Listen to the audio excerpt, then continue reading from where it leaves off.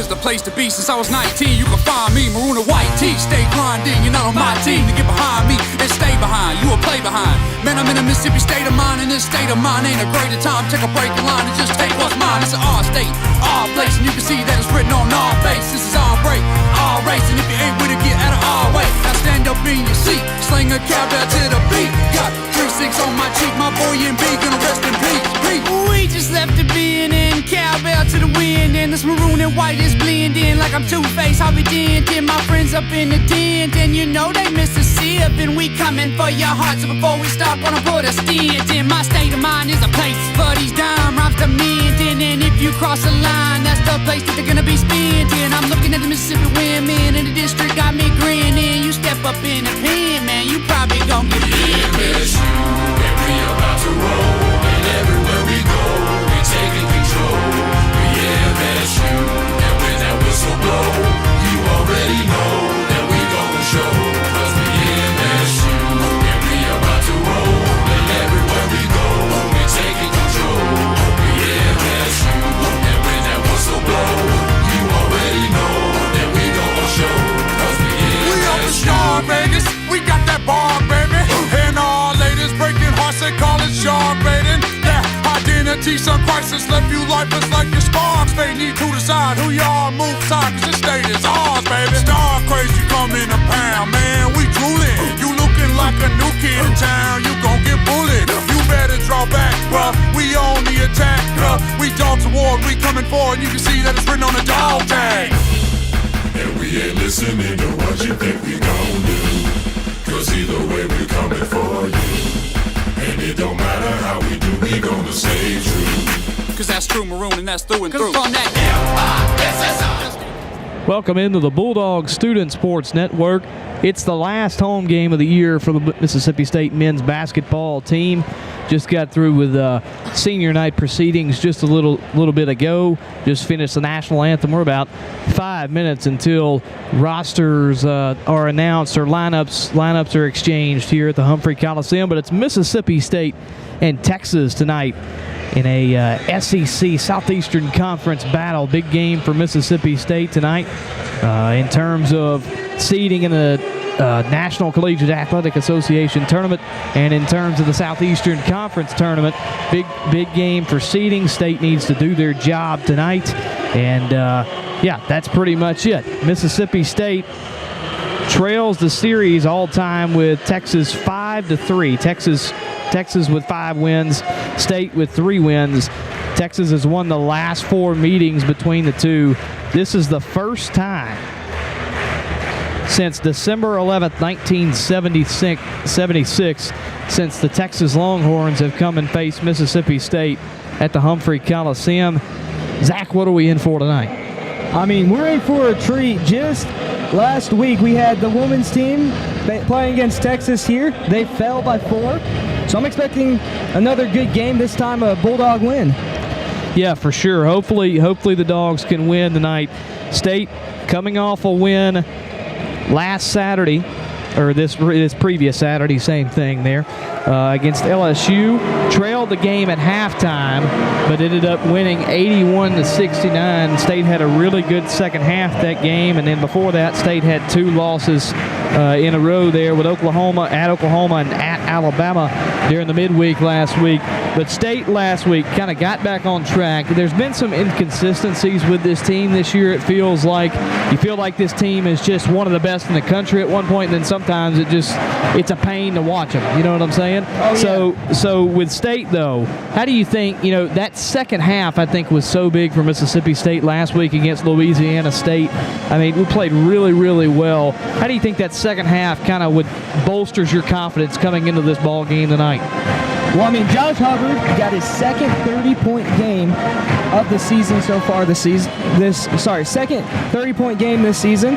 I mean, that's just huge for him. He's kind of had some quote-unquote quiet nights for him. Quiet night for him is still double-digit points, but seeing him get back up above 20 and reaching 30 points last game, I hope he can carry that over into this game and just keep firing away. Yeah, Josh Hubbard last game, like you mentioned, 30 points. He is 4th in the SEC now after that game. He is 4th in the SEC in points per game. He's had a great year this year. Wooden Award watch list, Oscar Robinson Award watch list. Also, I mean, he's had 42 straight games with a three-point ball made. That is a Mississippi State University record, and just to be a sophomore, he has been absolutely fantastic. We talk about him a lot. We're going to talk about Cam Matthews tonight. He's not, he's technically a graduate, so he's not technically a pure senior, but he is definitely, this will be his last game at the Humphrey Coliseum. Excited for him tonight. He's an all-time leader in steals for Mississippi State. He's also another Defensive Player of the Year candidate. He would be the only player other than Jarvis Varnado of Mississippi State to have multiple Defensive Player of the Year awards in the SEC. So he is he's playing his last game tonight. A couple of other Bulldogs that are going to be big for MSU tonight. For Texas, though, they are coming off 3 straight losses. They lost on Saturday to Georgia. 83-76 was the final. The Bulldogs took that one. Lost to Arkansas at Arkansas in overtime by 5, and then they lost at South Carolina pretty daggum bad. South Carolina, by standings, the worst team in the SEC, and they gave them a pretty good beating in that one. It was a Gamecock win, 84-69. So they're coming off 3 straight losses, right? Since February, they are 2-6. So this team is 2-6 since February. Lost their last 3. They are struggling right now, but they got a couple of players on that roster that could give them a spark tonight in a road game that would probably propel them further off the bubble. Yeah, I mean, as you said, Trey Johnson, he's just a freshman, but he's averaging 20.6 points per game. And interestingly enough, Zach, that is, as a freshman too, that's the best in the Southeastern Conference. Best point per game mark in the conference. He sounds like Josh Hubbard last year. Yeah. But he's averaging 20.6 points a game, just under 1 steal a game, and over 2.5 assists per game. So he's just had a phenomenal freshman year. Yeah, for sure. I appreciate you bringing him up. He is the highest scoring Texas player by average. Get this, since Kevin Durant. He is the highest scoring player by average in Texas basketball since Kevin Durant. He has just been really good this year. Another guy that I think could be big tonight for the Longhorns will be Arthur Kaluma. He's averaging 12.8 points per game. And tell us a little bit more about him, Zach. Yeah, Arthur Kaluma, he's a transfer out of Kansas State. He's a senior, originally hails from Glendale, Arizona. But as you said, he's averaging 12.8 points a game. He has averaging 2 assists per game, so he knows how to score, but also pass the ball around. But he's averaging over 5 rebounds a game, something that the Longhorns have kind of struggled with, and it's hit or miss with every game. Yeah, it's over 5, but he's actually, to be exact, 7.9, so about 8 rebounds a ball game. That leads this Longhorns basketball team. You mentioned he's a transfer from Kansas State. He was at Creighton before that. His freshman season, he played with Creighton, and he was a Big East all-freshman guy. He had 15 points in the loss on Saturday to Georgia. He's going to be big tonight. There's going to be a couple other Longhorns that'll be big tonight. We'll give you the starting lineups when we come back. We're going to take a short break here on the Bulldog Student Sports Network. This was the pregame show. You're listening to Mississippi State basketball on the Bulldog Student Sports Network.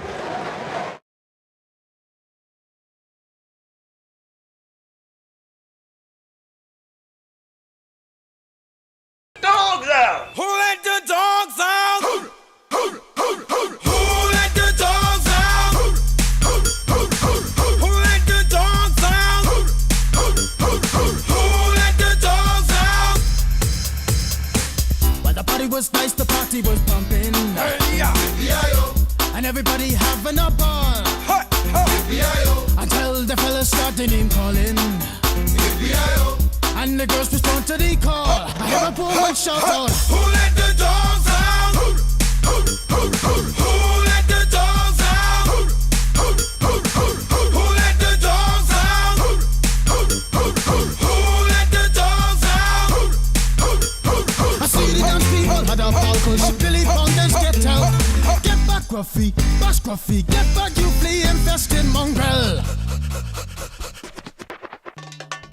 Gonna tell myself I'm man, no get angry. Two Eddie girls calling them K9. Hey, but they tell me, hey man, start up the party. You put a woman in front and a man behind. I heard a woman shout out, Who let the dogs out? Who let the dogs out? Who let the dogs out? Who let the dogs out? say, a doggy is nothing if he don't have a bone. Oh, doggy, hold your bone. Oh, doggy, hold it. A doggy is nothing if he don't have a bone. Oh, doggy, hold your bone. Oh, doggy, hold it. Who let the dogs out? Who let the dogs out? Who let the dogs out? Who let the dogs out? I see the dance people had a balcony. Billy Fountains get out. Get back, Gruffy. Bash Gruffy. Get back, you flea infested mongrel. Well, if I am a dog, the party is on. I gotta get my groove on, got my mind, I'm gone. Do you see the rays coming from my eye? Walking through the prison, Digimon is breaking them down. Me and my white talk, short, dealing, can't see color. Any caliber do, I think I knew that's why they call me Pitbull. Cause I'm the man of the land, with it to me to do. Who let the dogs out? Who let the dogs out? Who let the dogs out? Back here at the Humphrey Coliseum, lineups are announced for both teams. We're ready to play some basketball. A pretty good crowd here on a rainy night in Starkville, Mississippi, on the campus of Mississippi State University. We're bringing the starting lineups. I'll say Texas's, and Zach will give you Mississippi State. So the two guards tonight for Texas, Jordan Pope, averaging 10.7 points a game, and Trey Johnson, we talked about him in the pregame, 20.6 points per game this year, leads the Southeastern Conference. Caden Shedrick going to get the start at one of the forward positions. Arthur Coloma, talked about him as well. He's going to start tonight, 12.8 points a game. Shedrick has 8.4 points per game. And Devin Pryor going to start tonight at the big man position, 4 points per game this year. This is only his second start of the year. Yeah, now the Bulldogs starting lineup, their two guards tonight are Riley Kugel and Josh Hubbard. Hubbard averaging 18.4 points a game. Your two forwards, Cameron Matthews and RJ Melendez, and then your true big is Michael Nwoko. Out ready for tip-off here. The Hayes song blaring out at the Humphrey Coliseum, and Mississippi State has won the tip. State in all white with maroon trim, and Texas in their burnt orange with white trim. Hubbard gives it off. Nwoko at the free throw line, a kick out right wing three. Melendez, that a way to start it off. RJ Melendez, State with a 3-0 early lead. Perfect start to a game. Hit a big three. So Texas now on the offensive end. It's Pope with the basketball, guarded by Josh Hubbard. He gets a screen from Shedrick. Illegal screen, and this crowd is fired up at the Humphrey Coliseum. I think that's what you need to do. Get a good three, pretty much open three, get a offensive foul in Texas, get the crowd into this game. They are most definitely into this game. A little bit of a late arriving crowd. Like I mentioned, it's a rainy night in Starkville, a rainy night all over the state of Mississippi today. This crowd is loud. They are fierce. Good student crowd on hand as well. State will bring it up the floor. It's Josh Hubbard with the basketball. He's guarded by Pope. Deep. Now they get it to Kugel. Kugel trapped at the deep top of the key. Gets it off RJ Melendez. He'll work on the left wing, 10 on the shot clock. He drives left side. Going to go up. Tried to dunk it. No good. Rebound Texas. They'll push it. Here comes Pope. Pope stops ball. Gets it to Shedrick. Now he's looking to pass out. Takes one dribble. Gives it off to Pope. Pope stops at the free throw line. Shot up. Swishes right through the net. 3-2. Here comes Josh Hubbard down the floor. He gets a screen from Nwoko. He'll work left all the way inside the three-point line. Gets it all the way cross court. RJ Melendez. He goes up with a three. No good. It was short. Rebound Horns. Here comes Texas up the floor. It's Trey Johnson with the basketball. He'll get a screen from Shedrick. Now gets it inside to Shedrick on the right elbow. They'll kick it out now to Coloma. Coloma corner to Pope. Pope driving left side short corner. Floater no good. He wants a foul. Didn't get it. Got a little bump from Nwoko, and State will take it up the floor. Here comes Riley Kugel with it. Stops ball, gives it inside to Nwoko. Some contact out on the left wing, and now some contact on the low block as Nwoko going to be fouled by Shedrick right there on the low block. Talk about that contact you saw on the left wing, Zach. Yeah, it looked like Pope and Hubbard were just kind of going at it. Hubbard was trying to get past him. Pope was letting them. They both hit the floor. Like what the officials are doing the first 2 minutes, just letting them play. Another thing to note, Melendez is all 3 of Mississippi State's first shots. Yeah, Melendez, pretty important with State in scoring. State is 10-4 this year when Melendez scores at least 10 points. So it's big that he scores, around in double digits tonight, or it's big that he has a lot of points tonight for Mississippi State. State will inbound the basketball. Cam Matthews just inside the three-point line, now dribbles outside the three-point line of the right wing. Now to Nwoko on the right wing. 10 seconds on the shot clock. Nwoko on the left elbow, wide open. He'll go to a floater, too long. Cam Matthews tries to tip back, no good. He gets his own rebound, though, goes back up with it, no good. A couple of missed shots from Mississippi State on that possession, and Texas will take it up the floor. Here's Trey Johnson. Double teamed out front, but they're going to call, I think, a reach-in foul on Michael Nwoko. He was a part of that double team, maybe just a bit too aggressive. Yeah, just kind of came down a tad bit too hard, nailed the wrist, so they're going to call that every day. Pryor going to inbound the basketball. He just checked into the ball game, as well as Onyema. They got it on the left wing, Texas does. Kaluma driving the left side short corner. Ball is knocked out. It's going to go off of Kaluma. I think there was a little bit of contact there, and it kind of startled Kaluma, and the ball went out on him. Yeah, just great defense. The Bulldogs reminding everybody in the SEC that when it matters, they can play great defense.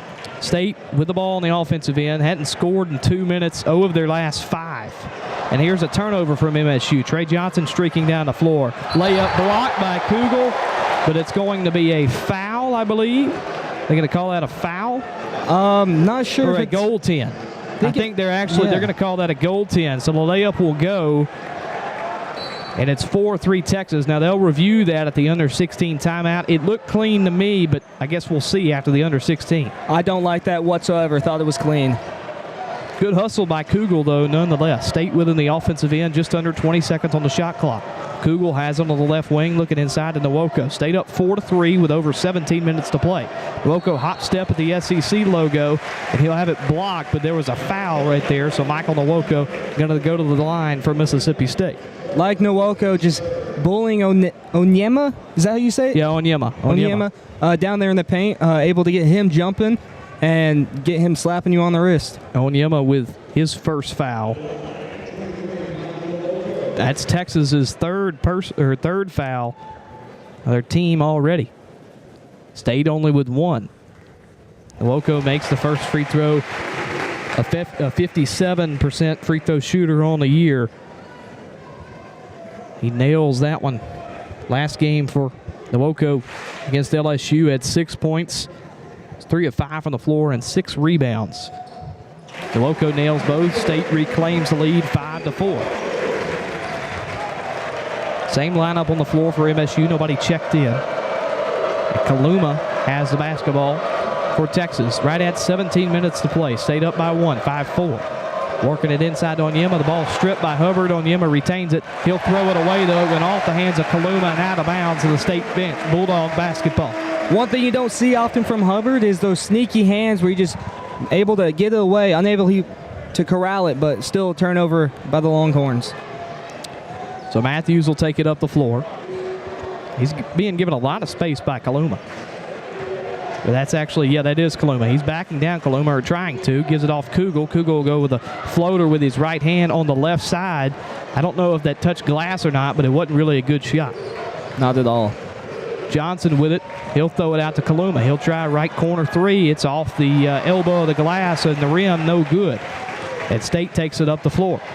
Melendez driving left side short corner. Going to be a foul on Michael Nwoko, an illegal screen. And Nwoko thought he was set, but that's not what the officials will say here on the floor. And it'll be a State turnover and a personal foul, I believe, on Michael Nwoko with the illegal screen there. That was really, really close. A lot closer than you actually think. think he was just dragging that back foot just a tiny, tiny bit. Nwoke now going to check out of the game with 2 fouls. Melendez checks out as well. State will bring in Jones for Melendez and Keyshawn Murphy for Nwoke. Texas in the offensive end, 5-4 Bulldogs.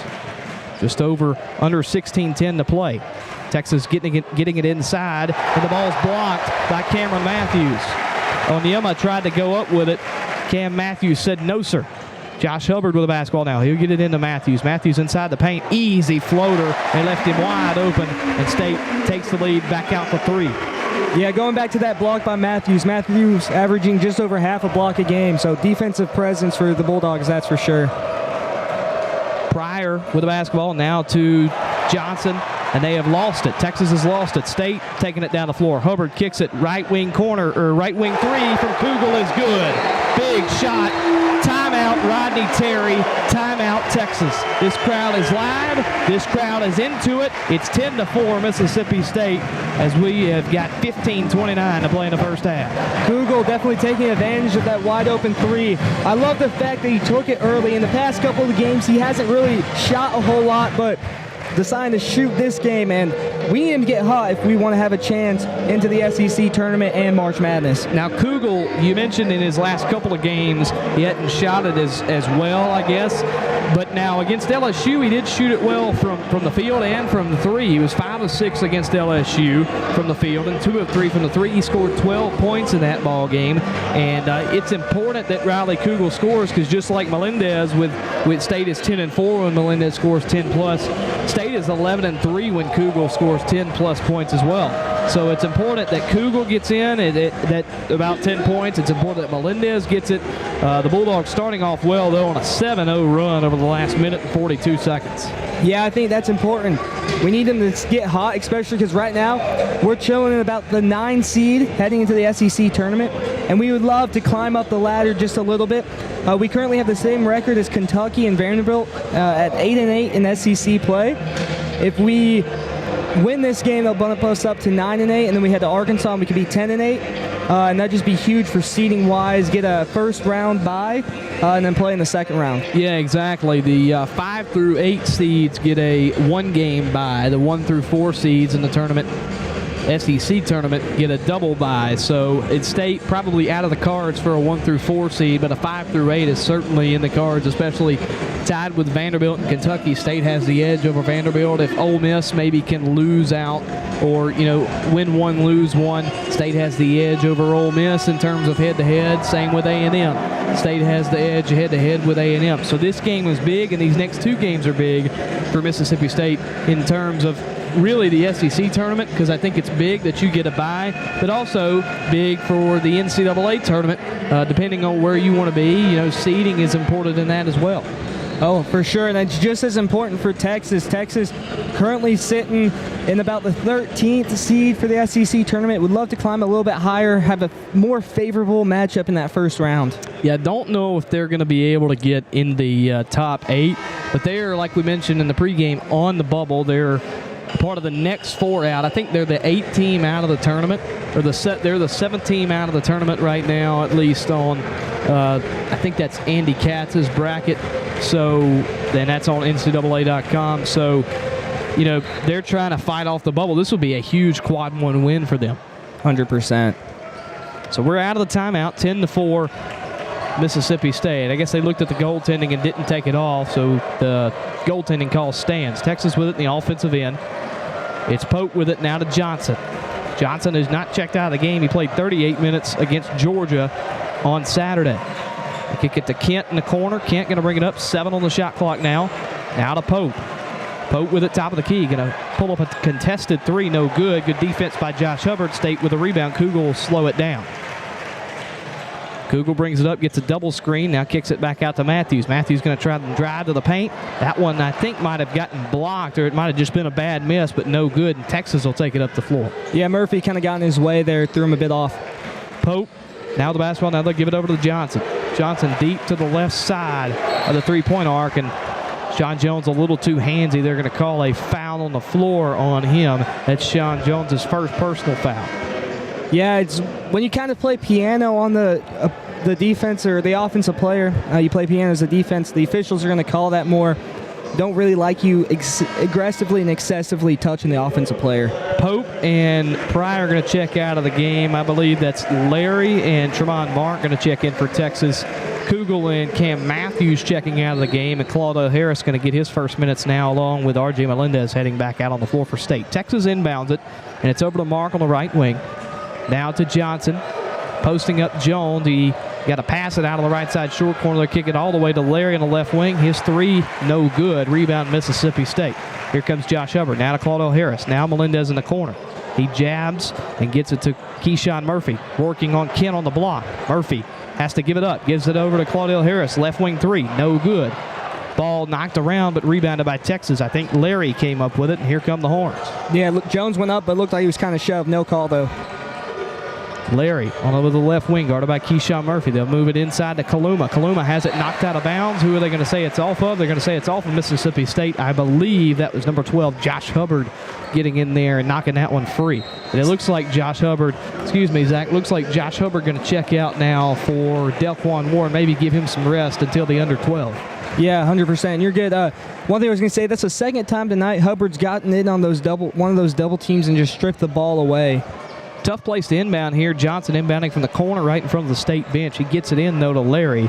12 on the shot clock for the Longhorns. Larry gives it over to the top of the key to Kent. That's more to the left side there rather than straight on top of the key, and he misses the three. 10-4. Texas is cold right now. One of their last 7 from the field. State with it on the offensive side of the ball. Now Delquan Warren driving inside. He's fouled on the, well, they say it's on the 4th. I believe they will. Figured maybe they'd give it a continuation call right there. But I think they're going to, yeah, it's going to be a baseline inbound for Mississippi State. Warren did try a shot, though. They just didn't give him the continuation, Zach. Yeah, I think they called the foul just before he went up for the shot. But going back to that defensive possession real quick where Texas missed the wide-open three, Bulldogs got really, really lucky there. R.J. Melendez lost his man, wide open, took the three. Murphy catches the inbound. Now they'll give it to Claudio Harris. Now to Melendez. They swing it all the way over to Jones on the left wing. 12 on the shot clock for State. They lead it 10-4 with under 13.5 to play in the first half. Melendez with it, top of the key. Throws it inside to Murphy, who sealed his man. I think he sealed Kaluma, and he puts it in for 2. Murphy really good at slipping inside, stealing off his man, and putting it off the glass. Murphy with his first points of the night. He's been big for Mississippi State as of late. Johnson with the basketball, now to Kaluma. He's at the deep top of the key. Beats Sean Jones, drives to the rack. Shot no good, but a follow-through dunk is made in by Kent. State pushes it up in transition. It's over to Melendez, now to Sean Jones on the right wing. Now they'll hand it off to Jones. Jones dribbling with his left hand, now his right. Looking to pass it into Keyshawn Murphy. Kaluma takes it away. They'll get it to Claudio Harris now. They'll give it to Keyshawn. Let's see what he tries to do if he'll go to work. Keyshawn spins, stops, try to get it to Sean Jones on a backdoor cut, but Kent beat him to the basketball. Texas will slow it up now, and now they're going to try a deep three. That's Johnson. My gosh, that was a long three, and it falls. 12-9, Mississippi State with the lead over the Longhorns. Holy cow. I thought he was just trying to get something going, just heave up a miracle, but man alive. So 12-9. State with the ball. Delquan Warren now. Now to Claudel Harris. Harris working left on the free throw line. Kicks out Keyshawn Murphy. And he tries to throw it. Has it batted down by Kaluma. State got to go now with 7 on the shot clock. Under 12 minutes to play. Claudel Harris, a sidestep, looking for a three. He's going to have to throw it up. No good. Rebounded by Keyshawn Murphy. He throws a shot. It's no good. Here comes Texas with a chance to tie. They'll kick it all the way to the corner. Taking it down the baseline and laying it in is Tremont Mark, and Texas has cut this thing to a 1-point ball game. That three gave them life there, and then the Bulldogs lose one man on defense. Delquan Warren with the basketball. Now gives it to Keyshawn. Now to Sean Jones on the left wing. Texas on a 7-0 run over the last minute and a half. They kick it out. R.J. Melendez. He tries a three, and he drills it. Second one of the night comes at a huge time, taking that momentum back for the Bulldogs. Big shot for R.J. 15-11 Mississippi State. 11-10 and counting to play in the first half. Johnson with it in the corner for Texas. Guarded by Claudel Harris. He'll drive right side short corner. Great pass, and he finds Kent cutting from the baseline underneath. And Chris Chan's absolutely frustrated with R.J. Melendez's effort. Here comes Delquan Warren. Now they get it to Melendez. Melendez moving to the left wing, picks up his dribble. Now gives it to Delquan Warren. Guarded by Kaluma. A little bit of a mismatch. Warren looking inside for Murphy. Can't find him. He kicks it over to Harris. Harris going to drive, shoot the three, won't fall. Rebound Texas. Physical defense from the Longhorns.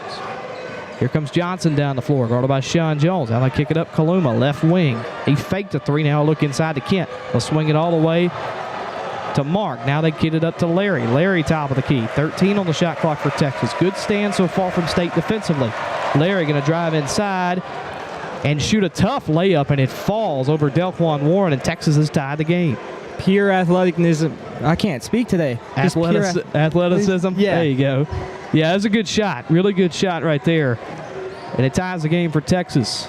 Just over 10 minutes to play. State within the offensive end. Kaluma trying to knock it out. He ends up knocking it towards the sideline and throws it off of Keyshawn Murphy's leg. A couple of about 2 minutes of sloppy basketball, 2.5 minutes of sloppy basketball by Mississippi State has resulted in a 15-15 tie with 10:01 to play in the first half. Yeah, just a really smart move there. He tipped that ball as they were trying to get to Murphy, able to just go grab it and just throw it off of Murphy to stay Texas ball.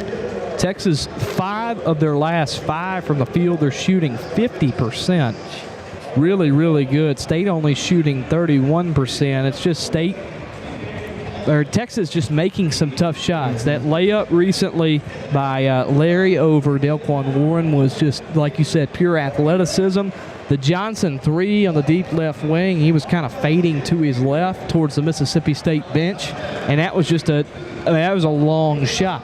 And that's 5 points off of really tough baskets for Texas. But not only the tough baskets, State has allowed some backdoor cuts, and it's frustrated Chris Jans. Yeah, 100%. So they know, the Bulldog team knows that Johnson is the playmaker for the Longhorns. And just that one where you said Coach Jans yelling at R.J. Melendez, not pleased with his effort. Johnson was starting to drive baseline. Murphy comes over to help. Melendez sees that he's got to do a better job of following that guy inside to cut off that that backdoor pass. Yeah. Just doesn't, and that won't cut it if you want to win this game. Yeah, it's certainly right there. Well said from you, Zach. We're going to take a little break here. We're in the under 12 media timeout. 10:01 to play in the first half. It's Mississippi State 15, Texas 15. You're listening to Mississippi State basketball on the Bulldog Student Sports Network.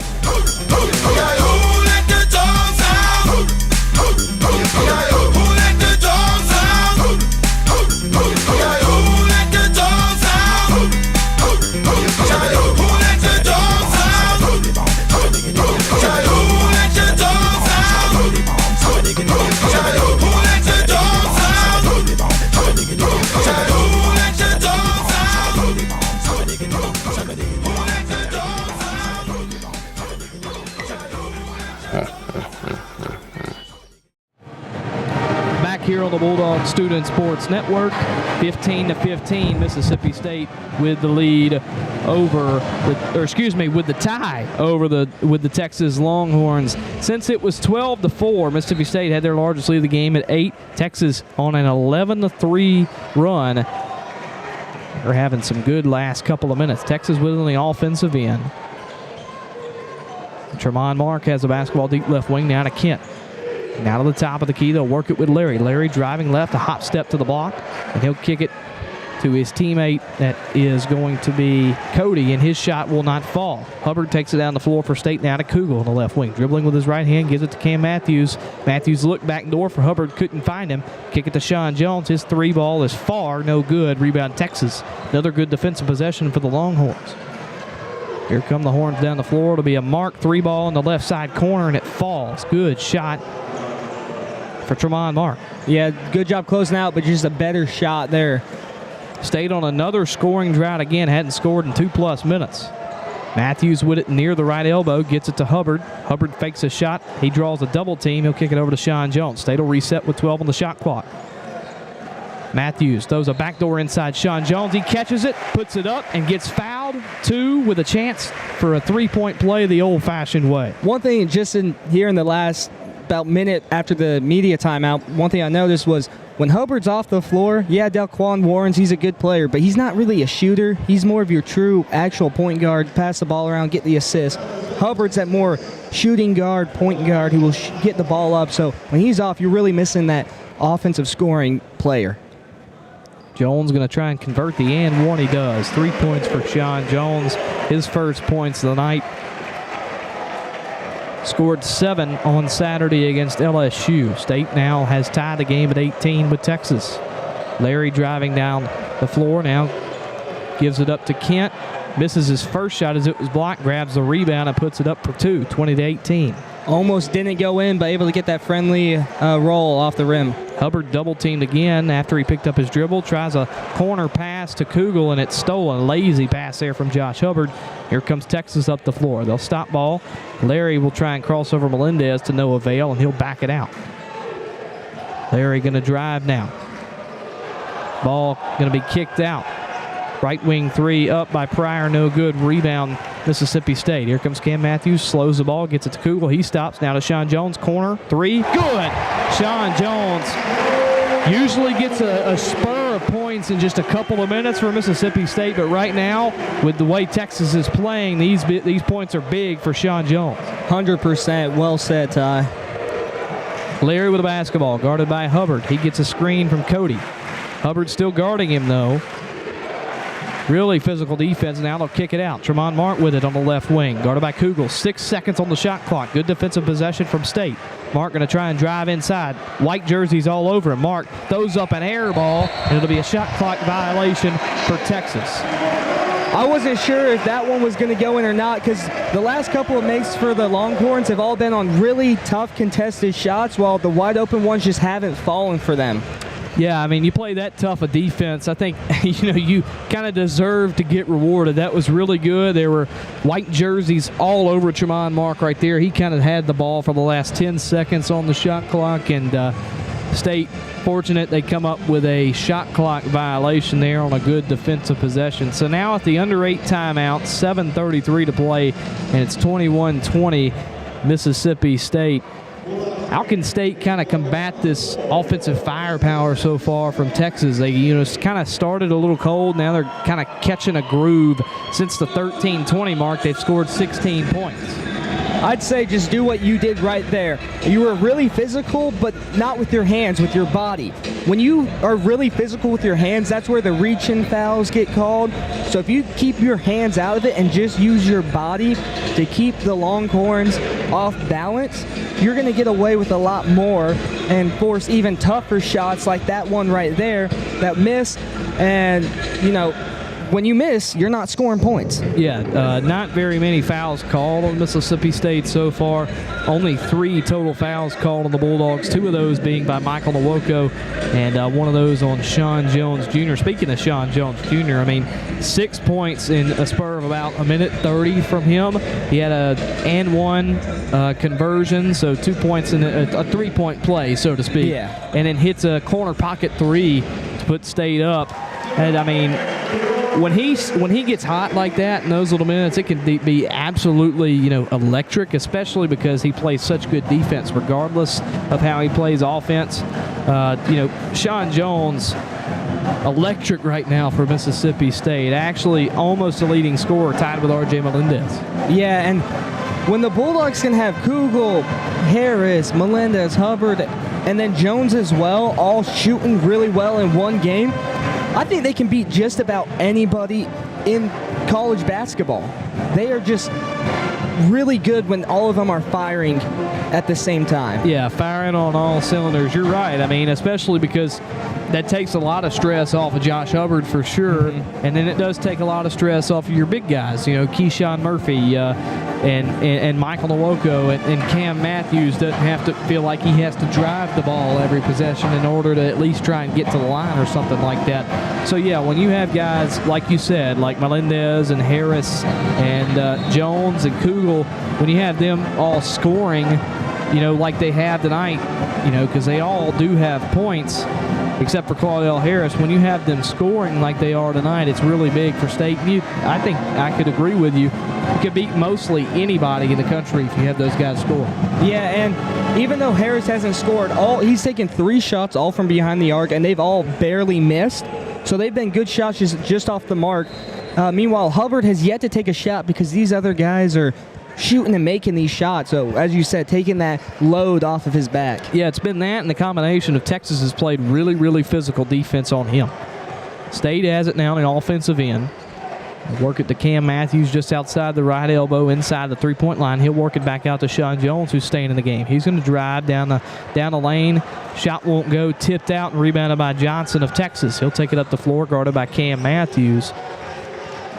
He's asking for a screen. I probably wouldn't want to be guarded by Cam Matthews either. He'll pass it over to Pope, deep on the left side. Under 7 minutes to play. State leads at 21-20 over Texas.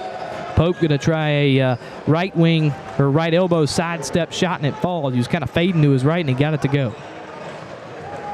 So Josh Hubbard with the basketball. Now to Matthews, now to Kugel. Now Kugel gives it back to Matthews. Now they give it to Keyshawn Murphy. Murphy, top of the key. He's going to try 3. That one goes in and out, no good. Rebounded by Sean Jones. Great effort. Now they'll give it off to Josh Hubbard coming back. He misses. Sean Jones with another rebound, and the effort from Sean Jones gets him a putback. I did not like that 3 by Murphy whatsoever, but Jones made up for it with 2 great back-to-back rebounds and gets the bucket to fall. Texas with it now. Kaluma has on the left wing, guarded by Murphy. Ball knocked out by Josh Hubbard. Everybody on the floor now. It's going to be a jump ball, and it'll go to Texas. They have the possession there. There hadn't been a jump ball at all, and State won the tip, so it'll by default go to Texas. Take a guess of who knocked the ball free there, Ty. That was Josh Hubbard. 100%. Josh Hubbard has 1 shot on the last offensive possession. It looked like he was fouled, but no call. But he's making a impact on the defensive side so far in the first about 14 minutes of this game. Yeah, definitely. Swiping at players, driving the basketball down the lane, and he has certainly made an impact defensively. So Texas will inbound on the baseline after they get possession from the jump ball. Ball kind of knocked around, but Johnson holds on to it. He'll shoot a fading shot, and it won't fall. That one was contested, a tough shot for him, and State takes it down the floor. Here comes Kugel on the right wing. He fakes a 3. And then passes it over to Cam Matthews, top of the key. Matthews will drive. He is fouled. Ball rolls off the front of the rim, won't go, but he'll go to the line and shoot 2. I love in that last defense possession, that offense possession, Hubbard with the rebound, contested rebound, able to grab it, and then Hubbard with that screen for Matthews. Hubbard can play like a big. He's small, but he's intense. He's physical, and when you have a small guy just come out of nowhere and just is solid, it's like hitting a brick wall just like Cam Matthews. Matthews at the line, a 52% shooter in conference play this season, and he hits the first shot. A couple of Bulldogs will check in, a couple of Bulldogs will check out. Sean Jones going to check out, and he'll get a big ovation from the Bulldog faithful. 8 points for him in his minutes so far. Kugel will also check out of the game. Claudio Harris comes in along with R.J. Melendez. Matthews going to try his second. It rattles home, and Mississippi State claims a 25-22 lead over Texas. Pope is going to take it up the floor. He gives it over to Pryor. Pryor now to Kaluma just outside the arc. Floats it all the way inside to Pryor. He tried to go up with a dunk, and he just kind of got hit on his wrist, and now he's coming up limp. He missed his shot.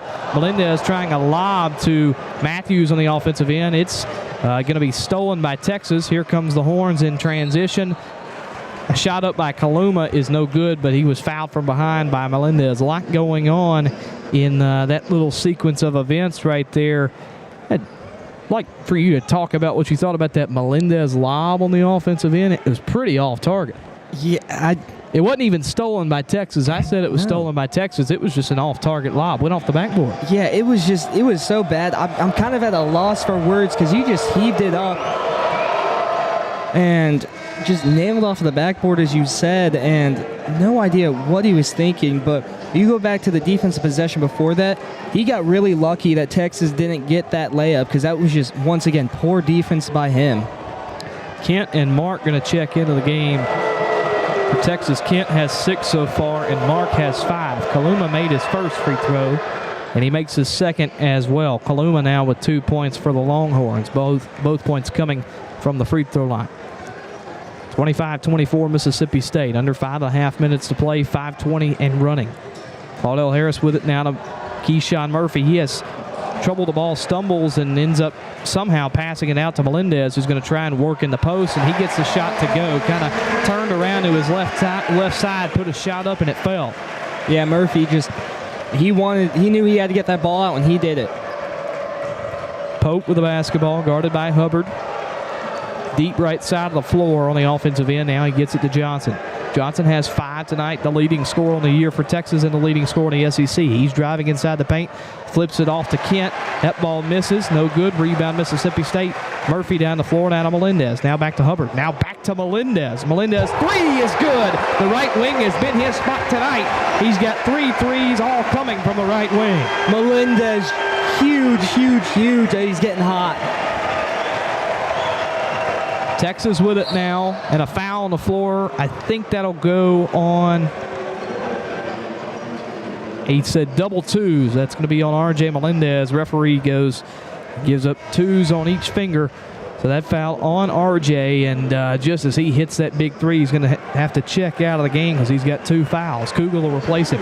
That looked like more of a foul on Harris Jr., but they said Melendez, we can't argue, but it is what it is. Texas will get the inbound in to Pope now, and Johnson has it on the left wing. Hubbard knocks it away, but Johnson retains it. Now kick it over to Kaluma, the left wing 3. That one rattles off. Rebounded by Kent over 2 Bulldogs. Now Kent will try and throw it inside. Caught by Kaluma. He'll take it out. 15 on the shot clock.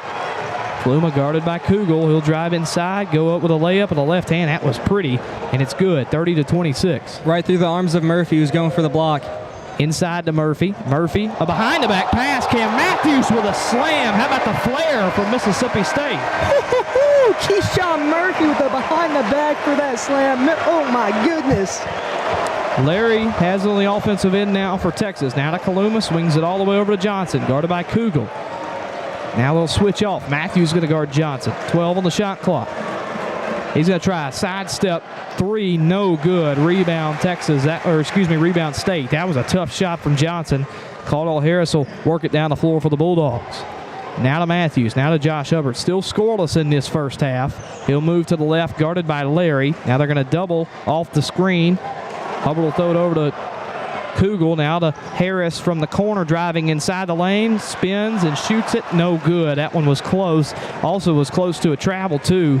Texas will take it down the floor after getting the rebound. Johnson down the right side of the baseline, and that layup falls. Here comes State trying to push it, and Kugel couldn't catch the basketball. Yeah, Johnson with that deep 3 could feel the momentum slipping drip by drip away from him. Knew he had to hit a shot, so he threw up that deep 3, didn't go, and then when he got the ball back, instead of trying to force another 3, saw the baseline, took it, put one off the glass to give the Longhorns just a little bit more momentum. Yeah, that was a really nice drive down the baseline right there. I mean, it was he was kind of tiptoeing the baseline. As soon as he got past, the short corner, and he kind of set foot on the edge of the paint, it felt like the paint just opened wide open for him, and State really had nobody there to contest him. Even though it looked pretty, it really wasn't too tough of a layup. No, not really. Once again, I feel like State feels they're being beat when they try and help because nobody's helping cover the other 2 men or the other man that the helper comes off of. You look earlier, Keyshawn Murphy comes to help. Melendez doesn't help on the guy. He leaves wide open backdoor and 1. So we're at the under 4 timeout. It's going to be Texas ball out of the timeout as State tried to push it. And Riley Kugel had it come off his right hand. He took his eyes off the ball before he actually caught the basketball. So it's a turnover for State, their 7th of the night. Mississippi State leads it 32-28 with 2:51 to play in the first half. We're going to take a quick timeout, and we'll be back for the rest of the first half. You're listening to Mississippi State basketball on the Bulldog Student Sports Network.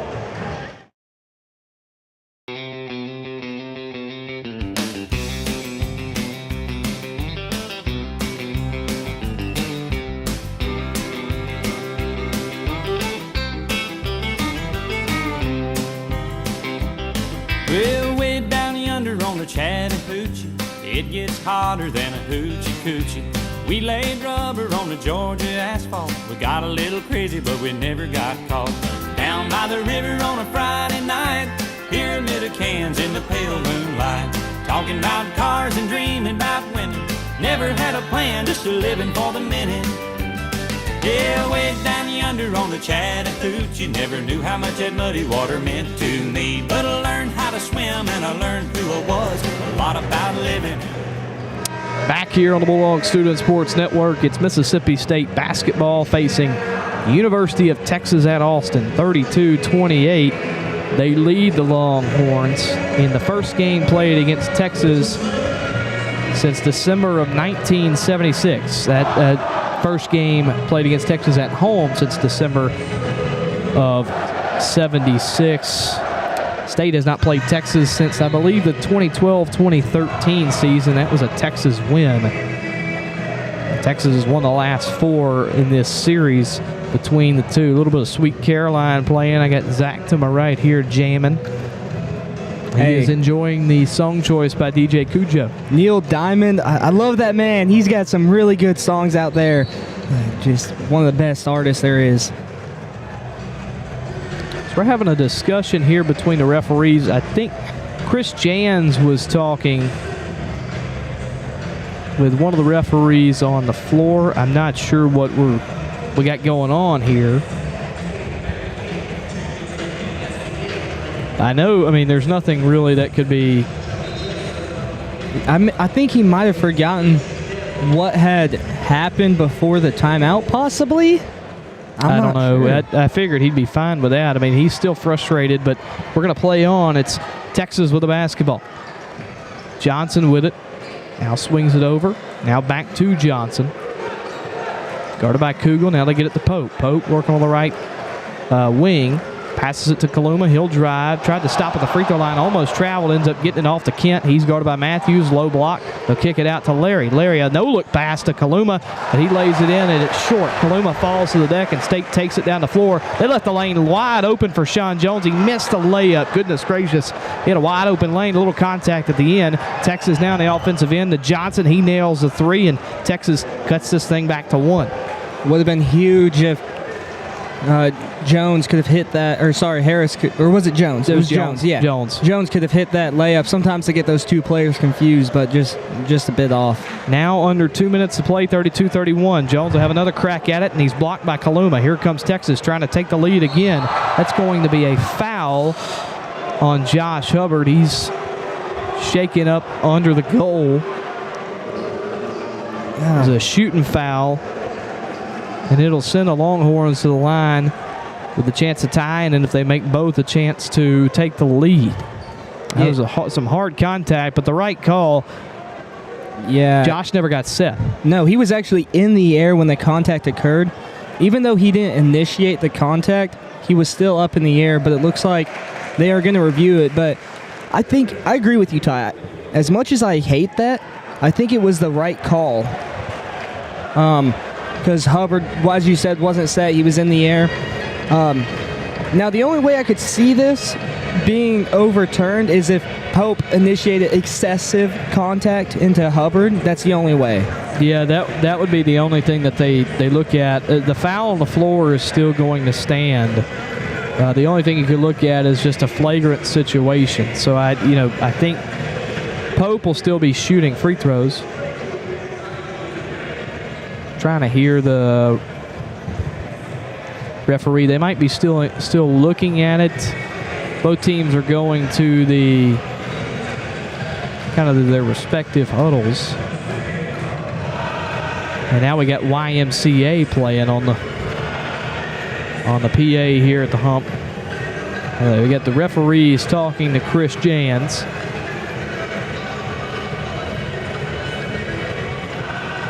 Zach and I are just up here trying to figure out what's going on.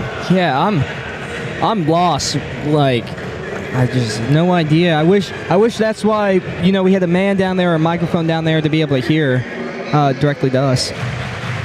But You know, they're telling the TV guys down there, wish, you know, they had somebody up here to be like, hey, here's what's going on. But we're not that lucky. It's a good point. It's a good point. Would be nice. It's all right, though.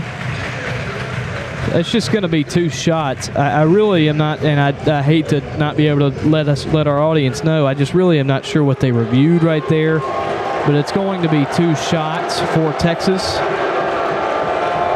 And more specifically, it's Jordan Pope who misses the first free throw. Sean Jones going to check out of the game for State. He's replaced by Keyshawn Murphy. At least the one good thing that came out of this is Hubbard's up. He's looking good, not hurting as much. Pope, a 87% free throw shooter on the year, transfer from Oregon State. He makes the second. The game is tied at 32 with 1:49 to play in the first half. Hubbard going to take it up the floor. He is still scoreless and only with 1 shot attempt today. He's driving to the right side short corner. He's double teamed over there. Gets the pass off to Matthews. He'll swing it over to Kugel, left wing. That one far. He followed his shot because he knew he missed it. An air ball. Here comes Texas. Under 1.5 to play with the tie ball game. Johnson going to drive down the lane. That one off the backboard, no good. Ball stolen from behind by Kaluma, and Kugel with a frustration foul will, I believe, send Texas to the line for a 1-and-1. I think you're right. Yeah, it will. Kaluma heading to the line now. 17 fouls for Mississippi State. Horns are in the bonus. Texas with no fouls to give, as their next foul would put State in the bonus. But Texas in the bonus, and they're shooting right now. A 6-0 run over the past 1:33 from the Longhorns. Kaluma's free throw is good, a 79% shooter from the charity stripe on a year. Would love for Hubbard to get hot here in the last 1:23. This is where you need him to shoot more shots, as you said earlier, just 1 shot in the evening. Kaluma makes both. 2-point lead for Texas. State looking to grab a lead going into half. They have the possession arrow, so they will get the ball if no jump balls occur after the half. It's a cross-court pass to Matthews from Hubbard, and Matthews going to work it into Kugel. He's going to shoot a layup, won't go, but he was fouled from behind a push, and that was really a late whistle. I would have been really frustrated if they wouldn't have called a foul. That was a certain push by Johnson on the back of Kugel.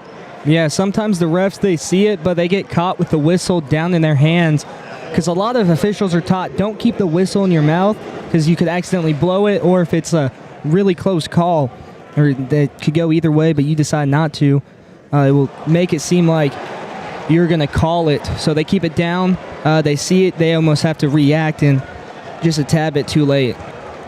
Kugel misses the first free throw. These are his first shots from the line tonight. He misses them both. Tough break for Mississippi State.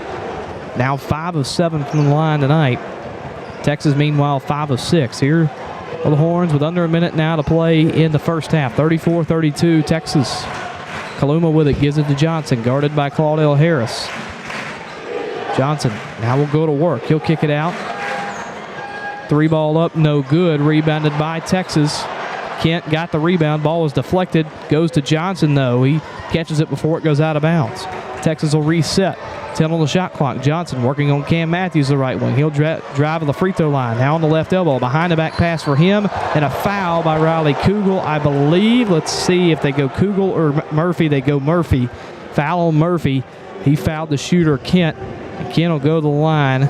Excuse me, he fouled Kaluma. Kaluma will go to the line. No, wait a second. I had it right the first time. Kent going to the line to shoot 2. All these players move around, confuses us up here.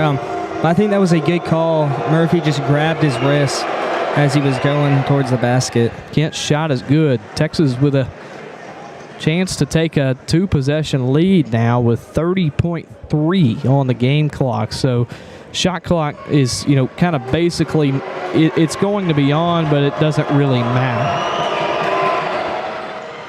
Kent misses. Ball is going to be thrown off of Keyshawn Murphy. As Kaluma and Murphy were going for the rebound, Keyshawn had it thrown off his leg, and it's out on the State. So Texas basketball and inbound on the baseline. Just an awkward angle the rebound took. Murphy wasn't in the greatest of positions, so he got beat to it and gets thrown off his leg, as you said. Johnson going to inbound it to Kaluma. About an 8.5-second differential between shot clock and game clock as the shot clock reset to 20 after the ball was thrown off of Murphy. Texas giving it some time now. Johnson with the basketball, a kind of a mismatch guarded by Murphy. His three up, no good. They leave Kent wide open off the rebound, and he gets it, puts it back for two. 37-32, Texas with the lead. Hubbard up the floor, going to shoot a long left wing three. It won't fall. We're going to go to the half. Texas has a 37-32 lead over Mississippi State at the Humphrey Coliseum heading into the half. Where was the box out on that last Texas basket right there? That was pitiful. Yeah, it really, I mean, that's well said there. Just wasn't great effort from Mississippi State right there. An 11-0 run over the last 2 minutes and 55 seconds of the half. State went on a scoring drought of 3 minutes and 50 seconds right there. Over their last four to end out the half. Just, you know, kind of a game of probably just a game of runs for Mississippi State and Texas in that first half. That's really what it felt like. Oh, 100%. Just State goes on the run, gets up by as much as 8. Texas able to climb back in slowly but surely. Then Texas advances, and the Bulldogs pull back and lead. Just an endless cycle. And, yeah, for sure. Yeah, totally. It kind of felt like an endless cycle, like Zach said, of runs. State even had it, you know, around the 12 or 11-minute mark, had it back to a 6-point lead, and then just were unable to do anything really after. I mean, they just didn't really close out the half well there. We will take a break, though. We'll talk more about what we thought about the first half when we come back. It is 37-32. Texas leads your Mississippi State Bulldogs at halftime here from the Humphrey Coliseum. We'll be back in just a couple of minutes for the halftime show.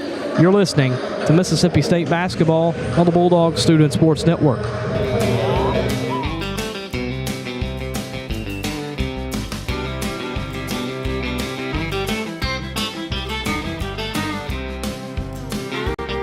Well, we fogged up the windows in my old Chevy. I was willing, but she wasn't ready. So I settled for a burger and a grape snow cone. I dropped her off early, but I didn't go home. Down by the river on a Friday night, a pyramid of cans in the pale moonlight. Talking about cars and dreaming about women. Never had a plan, just a living for the minute. Yeah, way down yonder on the Chattahoochee, never knew how much that muddy water meant to me. But I learned how to swim and I learned who I was. A lot about living and a little about love. Yeah.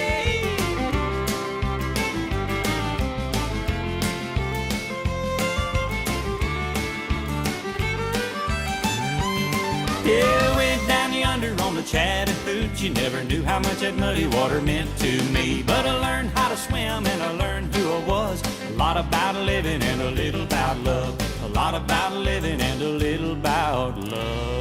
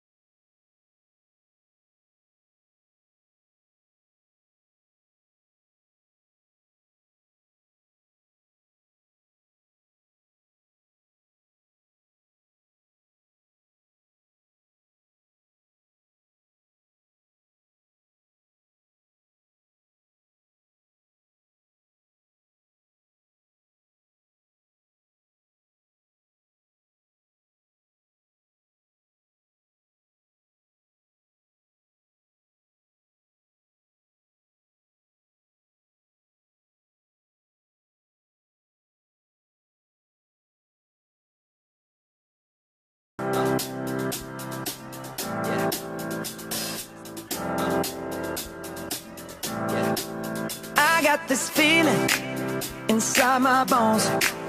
It goes electric wavy when I turn it on. Off from my city, off from my home. We're flying up, no ceiling when we in our zone. I got that sunshine in my pocket, got that good soul in my feet. I feel that hot blood in my body when it drops. Ooh, I can't take my eyes off it, moving so phenomenally. Room on lock the way we rock it, so don't stop. And under the lights when everything goes, nowhere to hide when I'm getting you close. When we move, well, you already know. So just imagine. Nothing I can see but you when you dance, dance, dance. Feel good creeping up on you. So just dance, dance, dance. Come on. All those things I shouldn't do, but you dance, dance, dance. And ain't nobody leaving soon, so keep dancing. I can't stop the feeling. So just dance, dance, dance. So just dance, dance, dance. Ooh, it's something magical. It's in the air, it's in my blood, it's rushing on. I don't need no reason, don't need control. I fly so high, no ceiling when I'm in my zone. Cause I got that sunshine in my pocket, got that good soul in my feet. I feel that hot blood in my body when it drops. Ooh, I can't take my eyes off it, moving so phenomenally. You're more like the way we rock it, so don't stop that. Under the lights when everything goes, nowhere to hide when I'm getting you close. When we Back here for the halftime show on the Bulldog Student Sports Network.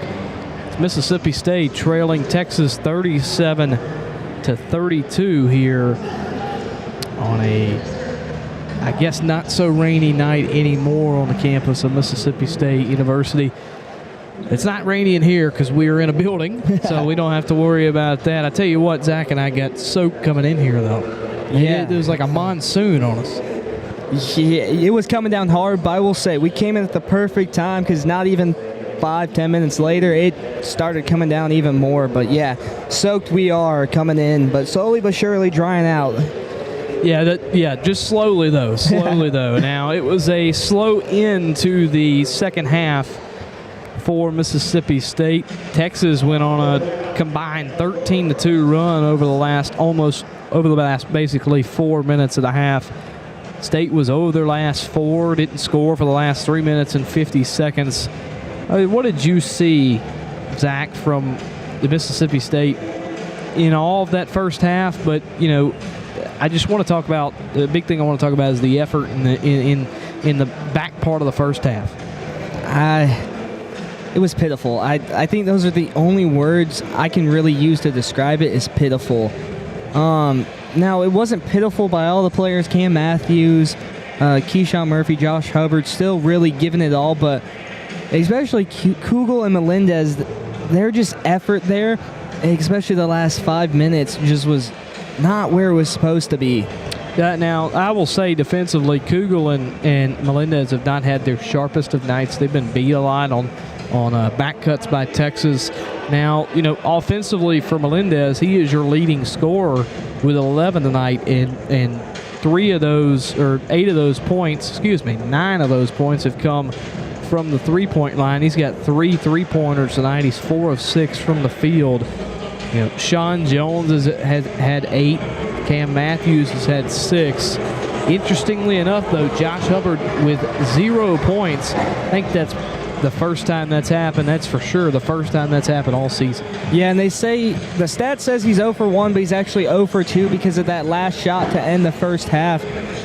But Hubbard just has been double teamed and just really faced a lot of physical defense by the Longhorns.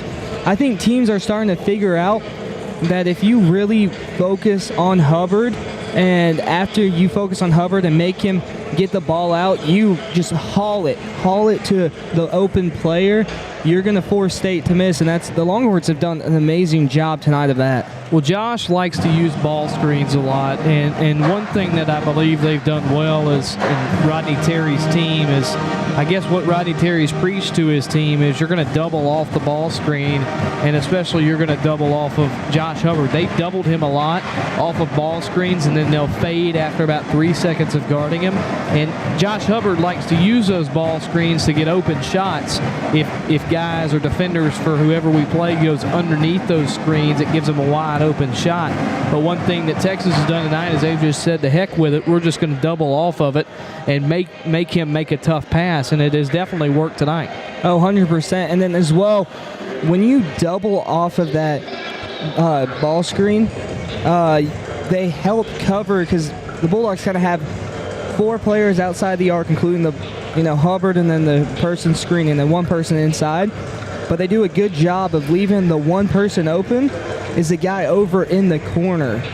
So they do a good job of, after the, if it's Matthews, he's trying to get the screen and he comes off, they do a good job of transitioning to get him covered fast. Yeah, really tough for Josh to get a pass off to an open guy when he's about half or about 3/4 of the court length in terms of width all the way across the floor. So it's tough passes either way, but definitely with that open guy, they do a good job of rotating the right way. And I think part of that as well, I was kind of thinking there as you were talking, this Texas Longhorns team is desperate. They're desperate for a quad 1 win to keep their hopes of making it into the dance alive. So as you said in the pregame, a win here would be huge to getting them out of the first 4 out into the last 4 in or last 4 buys. Texas, yeah, definitely desperate. They have wins in conference over Missouri. They have a win over Texas A&M. They have a win over Kentucky. The thing with those is those were all at home. And in SEC play on the road, they've only won 2 games. They won on the road at LSU, and they won on the road towards the beginning of conference play at Oklahoma. So, they've struggled on the road this year, but right now they're giving State everything they can handle. I just want to talk about how rare this is for Josh Hubbard and, what it's heading towards. If he can't get in double digits tonight, it's going to be tough just because the way they're guarding, but also you at least got to score 10 points and a half, and, for him that might be easy, but for a lot of guys that's tough to do. Hubbard has scored 10-plus points in 36 out of his last 37 outings. And, another thing, too, is he hasn't made a shot from the field. Well, that means he hadn't made a 3. He scored a 3 in 42 straight games as a Bulldog. That's a state record. So that's something that might be on the line tonight for Josh Hubbard, but it's also going to be big for State because they rely on him a lot to score the basketball. He's one of the best scorers in the country in the SEC. His scoring average per game he's 4th in the Southeastern Conference. Yeah, it'll be interesting to see in probably about the first half of the second half. If Hubbard starts kind of just firing up shots, you might have to consider the fact that if the game is still close, that he's not trying to have those streaks broken. But if the Longhorns start pulling away, then those shots are just going up out of desperation, which is not what we like from Josh Hubbard at all. I think one thing that he's going to have to do is work without a screen and work without a screen really well. I thought he was successful on Saturday against LSU in the dribble drive, and him just driving to the basket. I think he's really good with his size, especially at driving to the basket. Yeah, and not using the screen, or what you're doing is if Kugel or Melendez has the ball, doing the off-ball screens to get him open. Because I look back to the Kentucky game, the Alabama game here, they were doing the same thing, and that's when the off-ball screens came into handy and had those wide-open shots. So State trailing here to start the half, 37-32. They trailed last game at the half against LSU at home on Saturday. Ended up outscoring the Fighting Tigers 46-32 in the second half to take home a 12-point win. So going to have to outscore Texas this half at least by 6 to win this thing. It's be a tough fight because, like we've mentioned, Texas is giving Mississippi State everything they can handle. 100%. We'll flow into the halftime report right into the ball game as State has it on the offensive end. Kugel will try a left wing three to start the half, and it won't fall. Matthews hustling for a board, tried to save it, threw it behind his back, but it ended up going to Texas. So they'll take it up the floor. It's Pope with the basketball. Guarded by Josh Hubbard, a 5-point lead for the Longhorns. Pope now with it still on the right wing. Guarded by Matthews. He gets it over to Johnson, guarded by Kugel. Now to the Mark. Mark going to be fouled on the floor by R.J. Melendez. Kind of grabbed a hold of Tremont Mark's chest right there. That's going to be the third foul now on R.J. Yeah, it's what we said during the halftime report of that lazy defense. He just allows himself to get beat way too easy, and he just throws that arm in front as he heads to the bench. An early exit for Melendez placed 35 seconds. And is going to have to go to the bench as Sean Jones will replace him. Texas with some trouble getting the inbound in, and the ball is actually going to go off of Arthur Kaluma's foot, and it'll go to Mississippi State. It's really tough when you have one of those tall Bulldog players in front of you just jumping up as high as they can, and you have to force it over the top. So Hubbard with it, now to Kugel on the right wing. Kugel moving to the right corner, now to Nwoko. Now Nwoko hand it off to Kugel. He'll dribble left. Now over to Sean Jones. Jones trying to look inside. Now he'll drive. Ends up passing it out to Kugel. He'll try top of the key three. No good. Ball is going to be actually not going to be rebounded. They're going to call a foul on Mississippi State on the rebound. Looked like an over-the-back call, but I didn't really see any over-the-back reaching by the Bulldogs. It looked like actually Texas was doing over-the-back, but the official saw otherwise. So Texas will bring it up the floor with Pope, now to Kaluma with it just to the right of the top of the key. Get it to Johnson on the back cut. Now they'll swing it to Mark in the corner for a three. Left pocket good. 40-32 Texas, their biggest lead of the game. Here's Josh Hubbard spinning off of Pope, trying to drive it inside. Hop step to the SEC logo. He's fouled. The shot won't go. He'll go to the line, though, to try and grab his first points of the night. Doing exactly what you said at the end of the halftime recap, I guess, or show. Just driving in, getting inside, and shooting it in. So Hubbard will go to the line to shoot two, looking for his first points of the night. He's held scoreless in that first half, which Texas took the lead into the break, 37-32. They now have a 40-32 lead. Ball rattles in for Josh Hubbard. He's got his first point of the night, looking for points with an S if he can nail this free throw. Hubbard had a 30-point ball game against LSU, and he's definitely been more quiet this game with only now two. So he just hit that free throw. So lead cut to 6, 40-34. 8 more to go, Hubbard. 8 more. Shedrick with the basketball, hands it off to Mark, guarded closely by Kugel. He gets a screen from Shedrick. Pass it off to Shedrick. Now they get it to Pope. Pope guarded by Josh Hubbard. Dribbling left, now to Shedrick. He's going to drive on Cam Matthews. Has it stripped, but knocked right to Arthur Kaluma. His shot no good. Put back by Shedrick, no good. He wanted the foul. State with a rebound, though. No foul given to him. Matthews down the lane with a nice layup to the left side with the right hand, and it falls. Fakes with the left, goes underneath, and lays it in backwards with the right. Looking at the replay, he absolutely diced up Shedrick, crossed him over at the free throw line, and got the 2 to go. 40-36, Texas with the lead. They'll get it to Mark at the top of the key. He'll try a three. Rebound long, grabbed by Texas. Kaluma tries a pull-up J just outside the free throw line, and it falls. So 42-36, lead back out to 6. State with it now on the offensive side. Matthews with it. Now to Jones. Now to Hubbard. Hubbard on the right wing. Guarded by Pope. Hubbard going to drive inside. Has it blocked. A lot of contact there. Ball now deflected as Texas tried to push it, and State comes up with it. Kugel will drive to the SEC logo. Kicks out. Cam Matthews going to try a left wing three. That one no good. Rebound fought for. Nwoko almost got it, but gathered by Texas. Just out of his reach there. Just a couple more inches. It was all his. Texas with the ball. Outscoring State so far in the second half, 5-4. It's a 6-point lead for the Horns. Ball thrown inside, lost by Kaluma. Kugel dives on the floor and gets it. Passes it back to Sean Jones, and as he's trying to drive down the floor, he is hacked. for a foul. Yeah, tactical foul there by Pope, knowing that the Bulldogs have numbers and just fast break that would give them a lot of momentum here in the second half. Kaluma and Pope going to check out of the game for Texas. I think that's going to be Larry checking in. If I can see his number, I will let you know who else has checked into the game. He is right behind the goal for us. That's going to be Kent checking into the game. He's got 9 tonight. Kugel driving on Johnson. He's going to give it off to Nwoko. Nwoko at the SC logo, faking, tries to go up with it, has it blocked by Shedrick, gets his own rebound. Going to go up with it again with the right hand. No good rebound, Kent. Love to see Nwoko just pass it out there. Had a couple of wide open shooters on the perimeter. Now Mark going to drive. He is going to avoid contact by Sean Jones. Leans in with a floater at the SEC logo, and it falls. 44-36 Longhorns.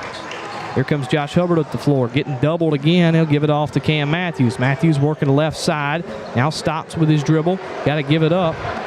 Gives it to Sean Jones. Fakes a 3. He'll drive on Tremont Mark. He's fouled. He'll go to the line and shoot 2 with 16:04 to play in the second half. Good job by Jones, able to penetrate and then sold the foul there. It was a foul, but just sold it a little extra to make sure the call was called. So Jones will go to the line looking to get into double figures. He has 8 tonight. Jones had a pretty decent game, like we mentioned, against LSU, had 7 points.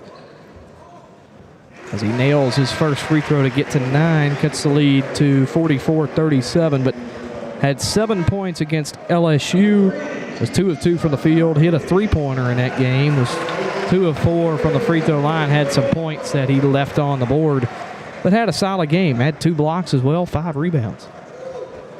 Yeah, Nwoko just checked out. He only has 8 minutes. He does have 2 fouls, but wish we were seeing more of him here in this game. Jones nails the second. The man replacing Michael Nwoko is Keyshawn Murphy. 44-38. Texas with the lead over Mississippi State. Now under 16 minutes to play in the second half. Get it to Shedrick. He's going to dunk it going down the lane. My goodness, that was a powerful slam, and Texas back up by 8. Hubbard with it, now to Cam Matthews. Matthews driving, dribbles it off his foot, somehow gets to Kugel. Kugel passes off the baseline, and a layup by Kugel. I kind of got lost in the game right there. The ball went off of Matthews' foot. I'll break it down because there was a foul called on Kugel. So the ball went off of Matthews' foot, went to Kugel. Kugel passed it off to Matthews from the baseline. Then Kugel rearranged himself to the left side corner. They passed it out. Matthews passed it out to Kugel. And then Kugel took it in, went up with a layup, drew a foul. He will go to the line with 15:34 to play in the second half. Finally, he was able to get that play out. A lot was going on there. Yeah, it's hard to call those fast-paced plays. But I kind of wish Kugel had shot that 3, but at the same time, it was smart with the defender closing super fast to get him jumping and just get wide open drive down the baseline. As we get the assist of the game, that was Keyshawn Murphy's behind-the-back pass to Matthews for the jam. I think that's the best assist I've seen all season.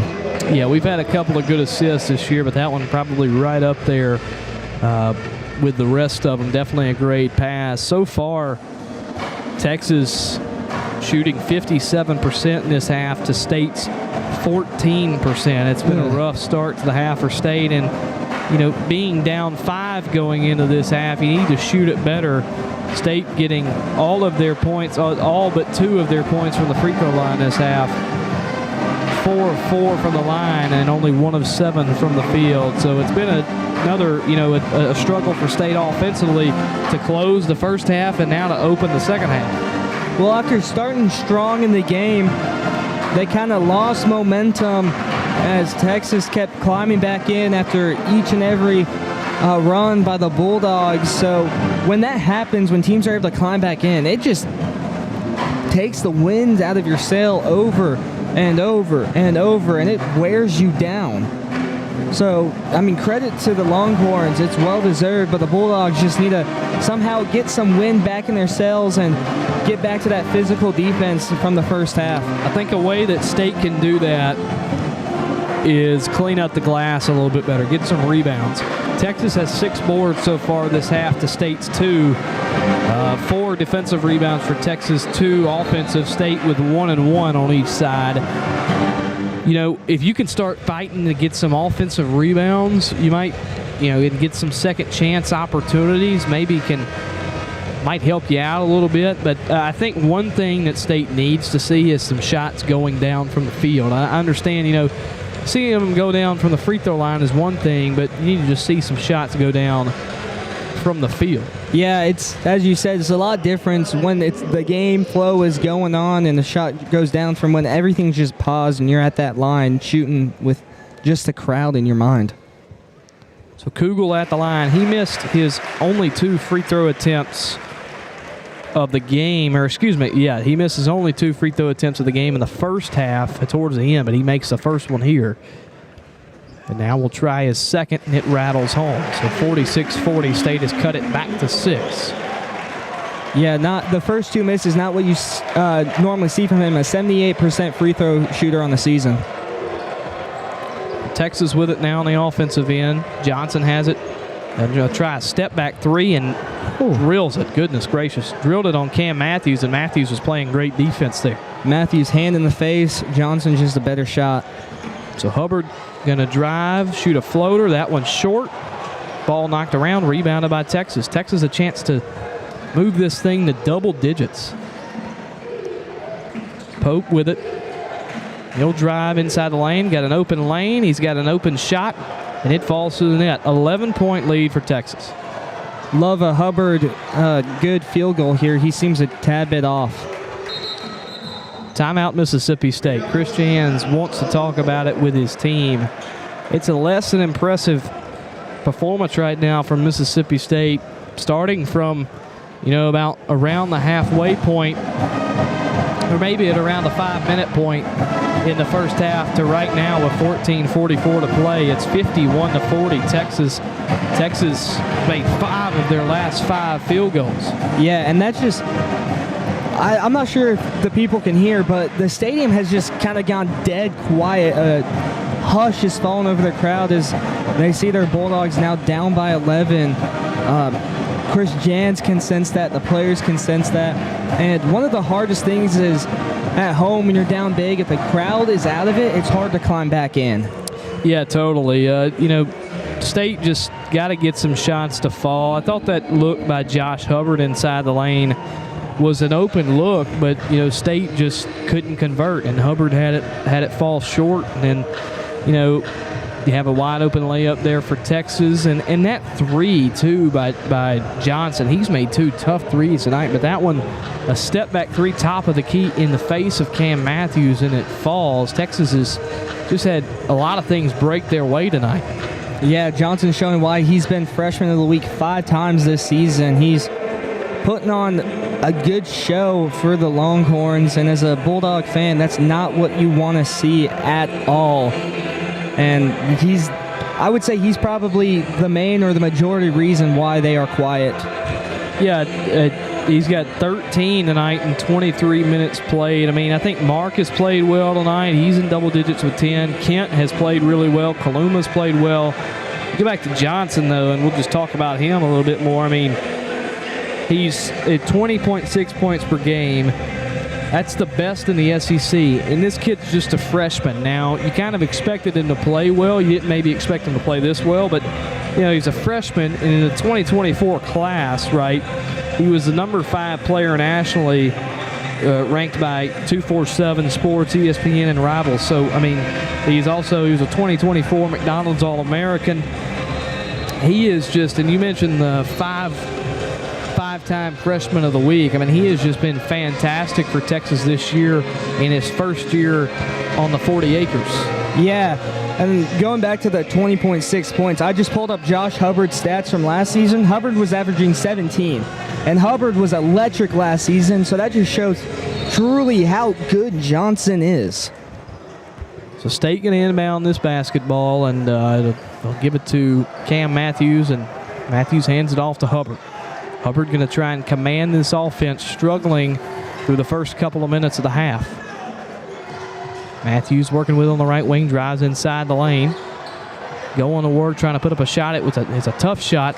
Gets rebounded by Keyshawn Murphy. They'll kick it out to Matthews with a three as the shot clock never reset. And his shot's no good. State continues the cold streak. Texas up the floor now. Larry with the basketball. Larry dribbling left, guarded by Claudell Harris. Now they'll switch, and now they'll kick it over to Johnson. Now in the corner to Kent. Kent will work out of the right corner, driving towards the free throw line. Gives it off to Larry. Larry passes cross court, intercepted by Claudell Harris. Harris was like a NFL safety there, tracked it the entire way. Now Keyshawn Murphy with a dunk, and State with a little bit of an answer now cuts the lead to single digits at 9. Murphy getting the crowd back into it slowly but surely. Larry gives it to Kent on the right wing. And they'll pass it back to Larry with a little motion there in the corner. They get it to Johnson now, who's been hot tonight. Leading scorer for the Horns. Kicks it all the way across court to Shedrick. His three falls, and that silences the crowd again. Man, Texas just has an answer for everything Mississippi State throws at them. State with it now on the offensive end. They give it to Josh Hubbard. Hubbard going to try and drive inside. A floater up, floater good. Contested by Kent, but he was no match for Hubbard there. Lead is now at 10, 54-44 with right at 13 minutes to play in the ball game. I thought a foul could have been called, but no foul. Thought a foul could have been called there. Jones got the hands on Johnson there. No foul called. Johnson still going to work. A fading shot left short, rebounded by Claudell Harris. State with a 3-on-2 fast break. Now it turns into a 4-on-2. Harris going to try and go all the way with it. He does, providing a spark for Mississippi State. He had a fine assist to Keyshawn Murphy after his steal, and he has a fine fast break layup again, and the crowd getting up and getting rowdy here at the hump. About time. Larry crossing over. He'll drive right on Keyshawn Murphy. Stops at the elbow. Now looks to Pope. Pope with it on the left wing. Gives it to Hubbard, guarded by Hubbard rather. He gives it off to Shedrick, and he missed a wide open shot at the elbow. And so State will take it down the floor. Here comes Cam Matthews spinning off. Tried to pass it to Claudell Harris in the corner, and he was fouled on the floor. Yeah, Matthews spun right into Shedrick, and Shedrick reached in trying to strip the ball away, but just nailed his arm. Official heard the slap, called it. So Kugel will check in for Josh Hubbard, maybe going to give him some rest before the under 12 with 12:07 to play. Shedrick and Kent going to check out. I think Kaluma is in the game. Yeah, Kaluma is in the game, and I think that's going to be Cody that also checked in. Cam Matthews also going to check out. RJ Melendez will replace him. He's got to be careful with 3 personal fouls. State inbounding on the baseline. Get it top of the key to Sean Jones. Jones passes it off to Murphy. He'll try a floater. It falls from the right elbow. State is cut it to 6. Now under 12 to play. 54-48 Texas. I think we should just dub that the Murphy shot. He hits one of those at least every game. Johnson with it. Crowd getting into it. Now Larry driving on Claudell Harris. That's going to be a foul from behind on Claudell Harris. It was on the floor. Kind of wrapped his arms around Larry's waist there. He kind of got beat off the ball screen that Larry took. I think that's a smart foul, and it'll send the game to the under 12 timeout. 11:45 to play. Texas with a 54-48 lead. I will say one thing to note here with almost 12 minutes left to go. Texas has already fouled 5 times. So they have, one more foul to give before the Bulldogs are at the line for the rest of the evening? Yeah, exactly. 1 foul to give. 7 foul mark will put State at the line for 1-and-1s. State only now with 2 personal fouls in this second half. And I think that was a smart foul, to be honest. I know I mentioned it, but, that was Larry on the drive, and he had a lane to drive there and go lay it in. State on a 6-0 run right now. I think it was a smart foul right there by Claudell Harris, who's come in and played some pretty good minutes for State and provided a spark. Yeah, I agree. Smart foul. Texas basket there very well could have shifted the momentum back to Texas, quieted the crowd a little bit. As you said, the crowd, especially the student section, getting back into it, which is huge, huge. You need the home crowd to climb back in and get a victory here. We are going to take a little break here with the under 12 timeout. 11:45 to play in the ball game. Texas with a 54-48 lead over your Mississippi State Bulldogs. You are listening to Mississippi State basketball on the Bulldogs Student Sports Network. I got this feeling inside my bones. It goes electric wavy when I turn it on. Off from my city, off from my home. We're flying up, no ceiling when we in our zone. I got that sunshine in my pocket, got that good soul in my feet. I feel that hot blood in my body when it drops. Ooh, I can't take my eyes off of it, moving so phenomenally. Come on, like the way we rock it, so don't stop. And under the lights when everything goes, nowhere to hide when I'm getting you close. When we move, well, you already know. So just imagine. Nothing I can see but Back here at the Humphrey Coliseum on the Bulldog Student Sports Network. 54-48 Texas leads Mississippi State with 11:45 to play in the ball game.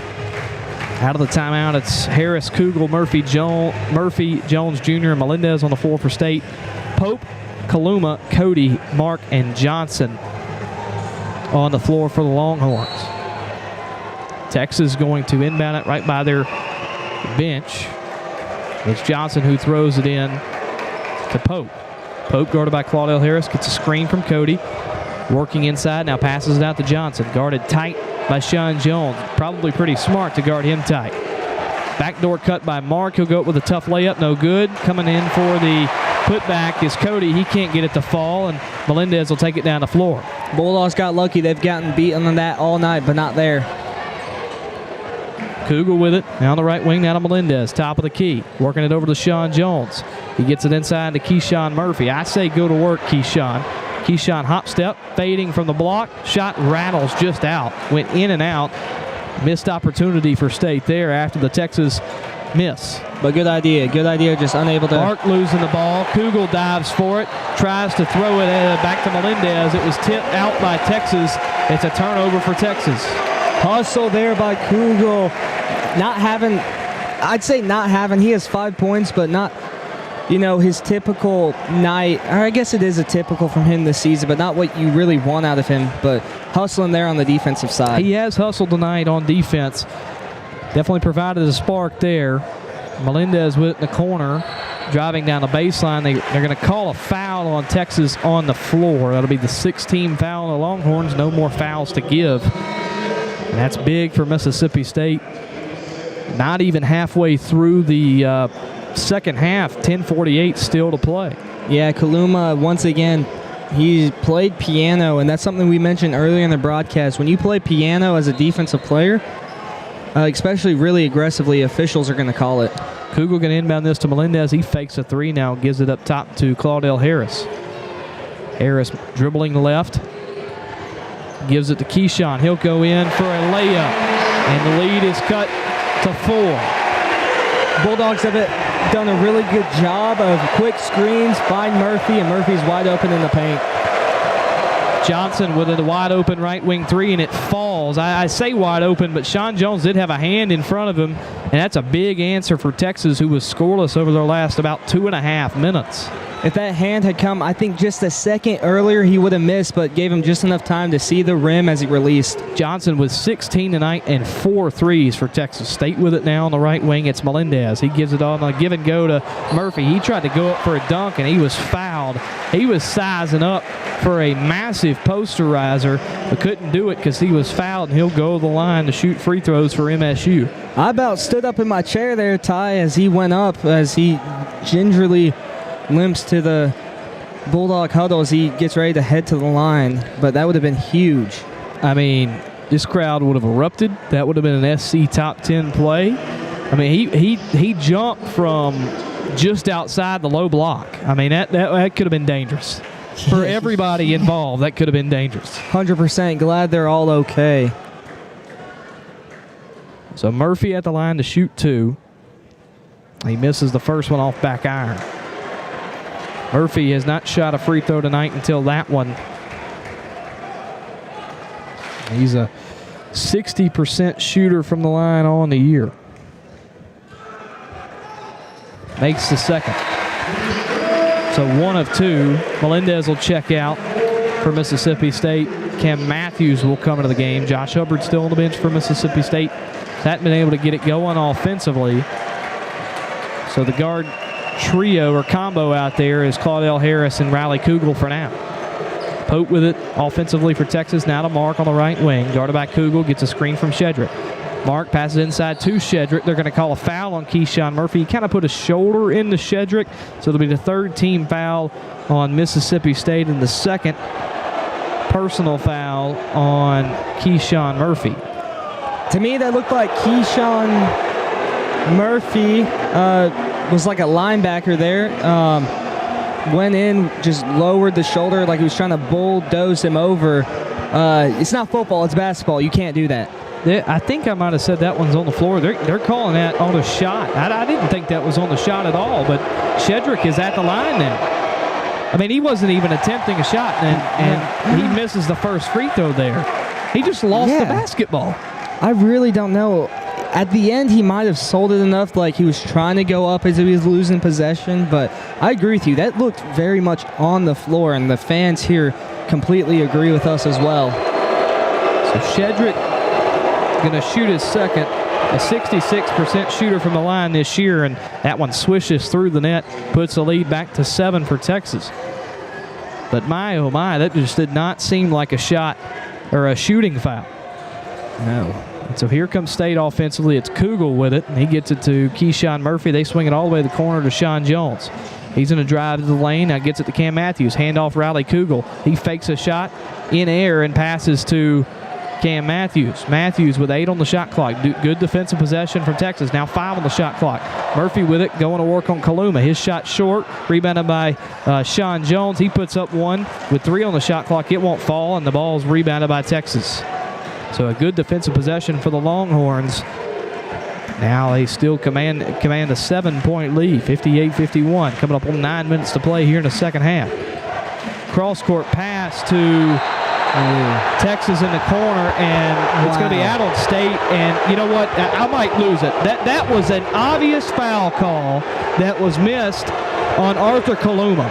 Sean Jones is going for the basketball, and Kaluma dove straight in to Sean Jones. And the Mississippi State crowd is letting him have it right now, and they most definitely should. That is a terrible missed call.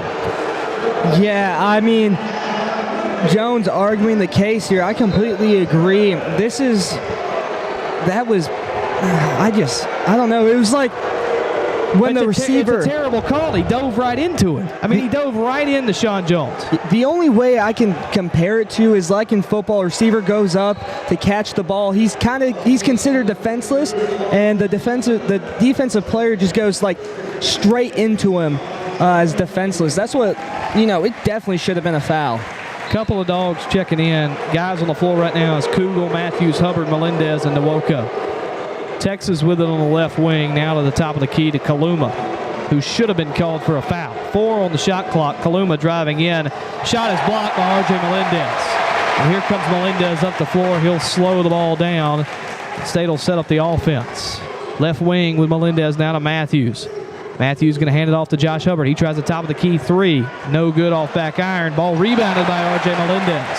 Hubbard will catch it on the right wing. Shot just outside the free throw line. Falls. 58-53 Texas. Wish that 3 had fallen from Hubbard, but R.J. Melendez making up from his lackluster defensive performance on the offensive rebounding side.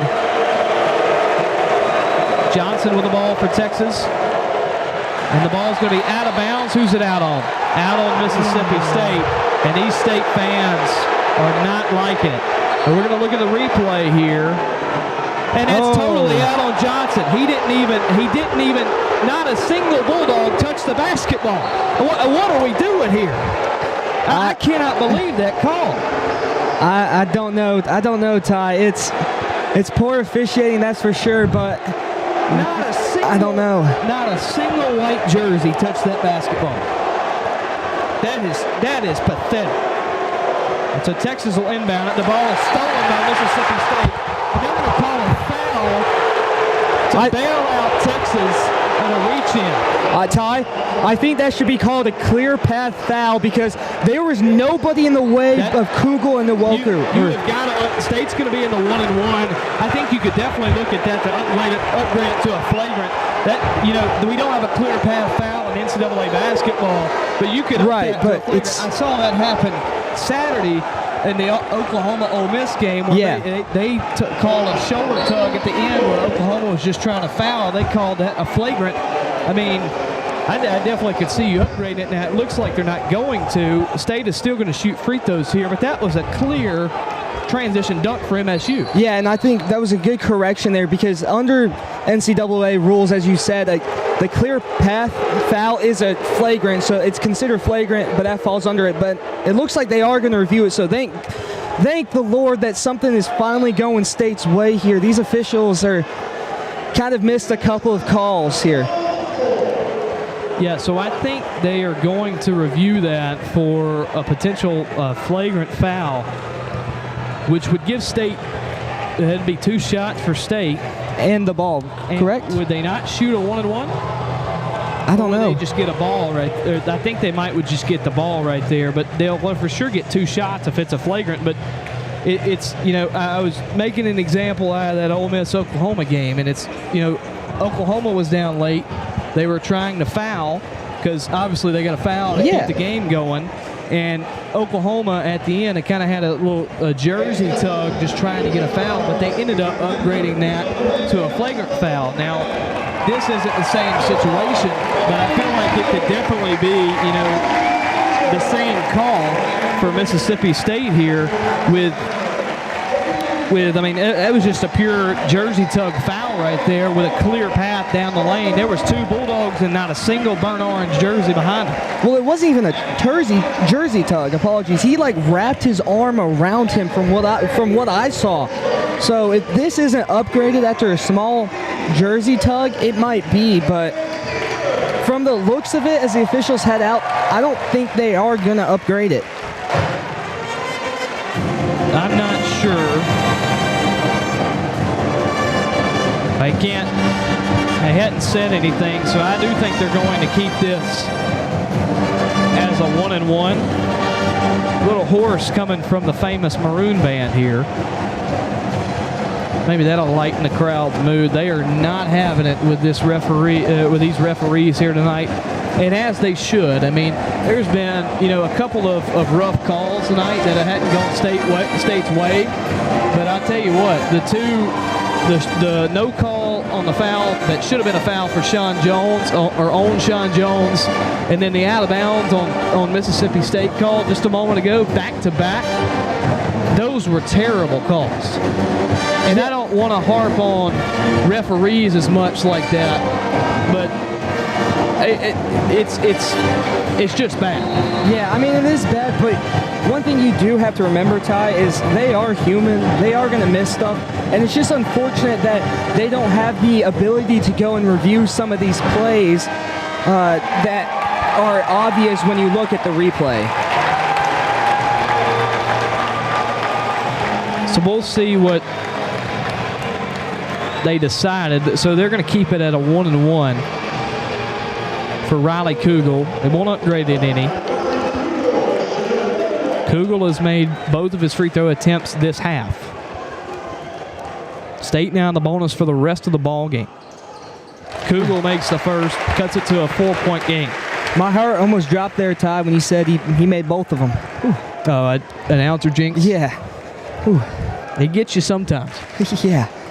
Heart drops every time. State, though, with a chance now to cut it to a 1-possession game, and they do, 58-53. Texas led this half by as much as 11, and State has cut it all the way back to 3.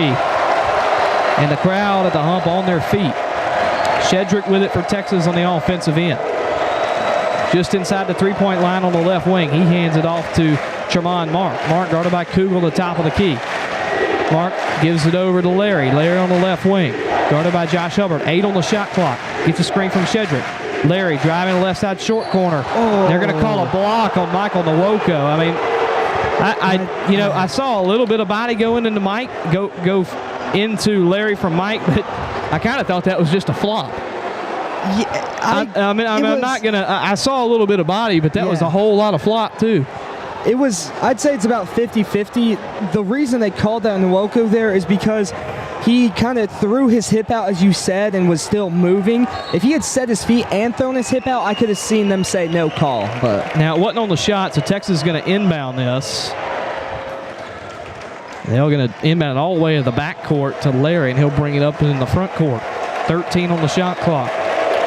Guarded by Melendez. Gets a screen from Shedrick. Shedrick into the lane. Floater. Far. Rebounded by RJ. Here comes Melendez down the floor. Kicks it over to Josh Hubbard to the left wing. High pass. He corrals it. He'll drive on Johnson. Looking for a fadeaway shot in the short corner, but he won't take it. He passes it out to Cam Matthews. Matthews hands it off Josh Hubbard. He'll shoot a three. Top of the key. It's up. No good. Rebound by Texas. The roof would have blown off this place if he'd have made that one. Yeah, that would have been game changer for sure. Johnson with it for Texas. Now to Kent. Kent now hands it off to Mark. 10 on the shot clock. Mark guarded by Cam Matthews. He's trying to drive. Shoots a free throw line jump shot, and it rattles home. Nice shot from Tremont Mark, who's got 12 tonight for Texas. Good defense, but better offense there. That's kind of been the storyline for Texas tonight. 60-55 Texas with now 6.5 minutes to play in the ball game. Nice pass from Michael Nwoko. That'll do some contact. Got it to Cam Matthews for a slam. Cuts it back to 3. State trying to tie the game here. They need a defensive stop. Johnson with it. Guarded by R.J. Melendez. Dribbles all the way to the right wing. Now to Shedrick. Now they get it to Mark. Might see a screen here. You get one. Mark takes it to the left, takes it back to the right. Another screen from Shedrick. He pops from the elbow, and it falls. Mark with 2 nice jump shots from the mid-range and puts the lead back to 5.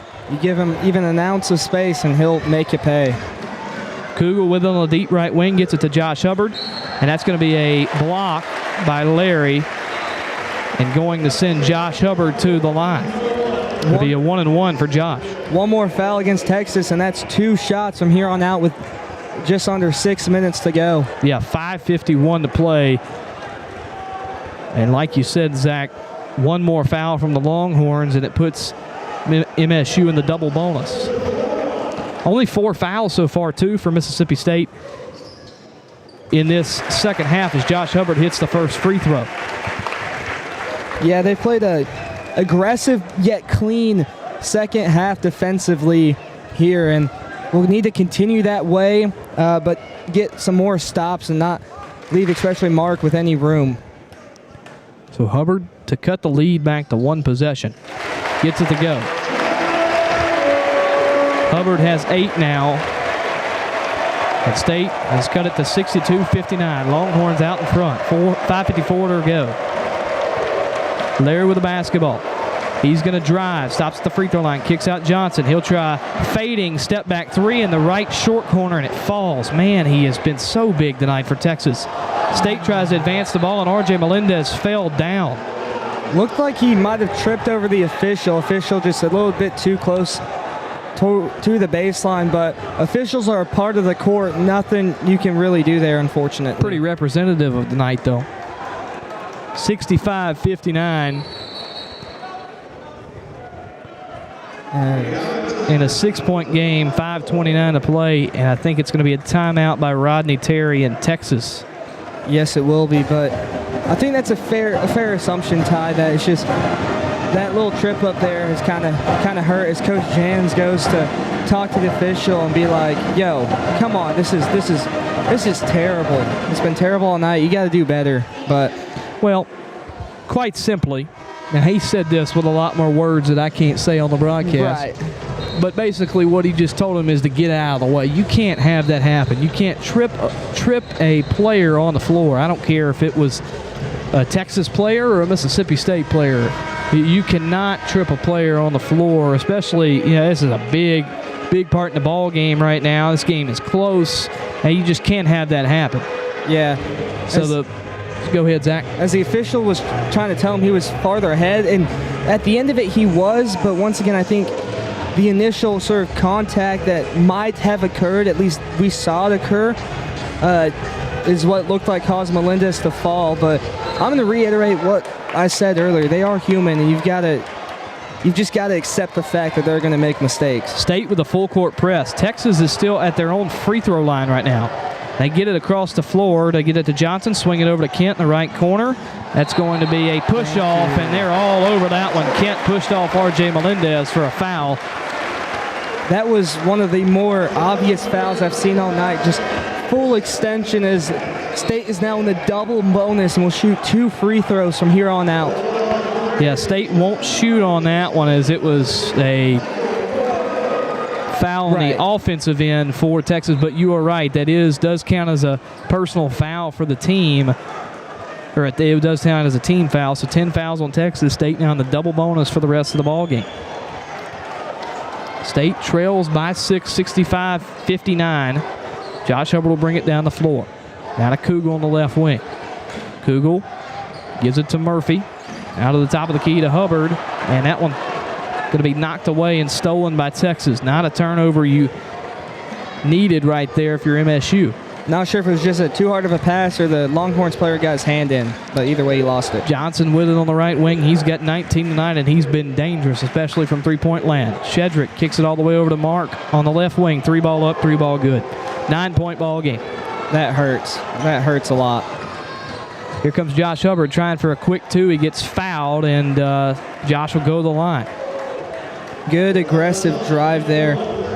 They had a little bit of the screens working earlier, but he pushed the pace and saw the opening and took it and gets to the line. Something we'll need the Bulldogs to do continually while getting stops on the defensive side. But, I mean, there's nothing much you can do when the Longhorns are making shots with hands in their face. Hubbard gonna shoot his first, and it falls. 68-60. Texas, though, before that free throw was on a little mini run of 6-0. They're 4 of their last 4, but a 6-0 little mini run from Texas due to 2 threes. Hubbard with his free throw shot rattling around the rim, and it does not go. So the lead still at 8 for Texas.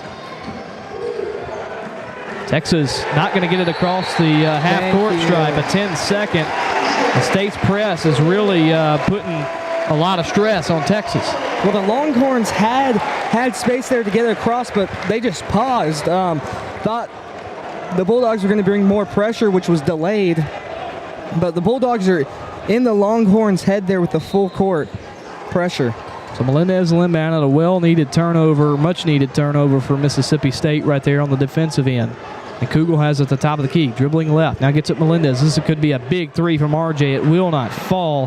Shedrick with the rebound for Texas. Boxed out Keyshawn Murphy very well, and the Longhorns will bring it up the floor. Mark with it to the left wing. Now inside to Shedrick. Now to Kaluma cutting, and the ball is going to be knocked out of bounds. Well, they're going to say it's off of Mississippi State. I think, I'm not sure, but that could have been off of either player there. Oh, it was off. No, it was off of Kaluma. Yep. It was off of Kaluma. Again, Keyshawn Murphy hit it, and then he hit it off of Kaluma's hand. So that's another one that doesn't go State's way right there. And it was, when you look back at it on the replay, it's obvious. Yeah, it is obvious on the replay, and that's where, once again, where I said earlier, it's so annoying that you don't have the ability to go and look at things, especially when there's a media timeout, or have, people in the box or somewhere that will automatically look at plays that go out of bounds to be like, hey, you've got the right call, or hey, switch it up like you do in football. So right on 4 minutes to go in the game, 68-60 is the score. Texas with the lead. State trying to avoid a loss here. I mean, this is a game that feel like, State is solely or squarely in the tournament, in the NCAA tournament. But this feels like a game State just should not lose. No, not at all. And it's The only thing that hurts them here is they're seeding for the SEC tournament, and then they're seeding for the dance, the big dance in March. So, but like you said, it's just not a game they should lose or should be losing by 8 at this point, as it looks like the play is under review. So thank goodness they're actually going to the monitor. Yeah, it should be out on Texas with this review here. Yeah, I mean, you can't have a live ball review, but since we're in the media timeout, you can review this. So hopefully the ball should go with Mississippi State, as it was off of Texas. But, you know, we talked about the referees a lot. They have, you know, missed some calls tonight, but the big thing is Texas has just played. I think Texas has played really well, and they played really well defensively, holding State to 36% from the field this ball game, 25% from 3. Josh Hubbard is yet to hit a 3 tonight. Yeah, defensively they've played amazing, and one thing with some of the missed calls, this isn't the first time Bulldog fans or Longhorn fans have seen stuff like this, or, you know, just about any team in the nation. And it sparks the question, when will there be changes? I mean, we're getting new technology day after day, yet there's still no changes, as it looks like they stayed with the call on the floor. So yeah, I think maybe might have just looked to fix the clock. I don't know, but Texas is going to inbound it here. They get it to Shedrick in the corner. And they try and throw it up to Johnson, and Keyshawn Murphy knocks it out of bounds. So close, but Murphy just unable to corral it, swats it away out of bounds, though. Good job knocking it away from who would have caught it. That would have been Johnson. He has been hot tonight. 5 threes for him. They'll hand it off to Larry out of the inbound, and a wild pass to Shedrick, and Shedrick will be fouled on the layup attempt. So 3:52, State with not a lot of time left, trailing the game by 8. Shedrick a chance to push this thing out. Yeah, and as you said, Johnson's been phenomenal, so is Shedrick, and I believe it's Mark.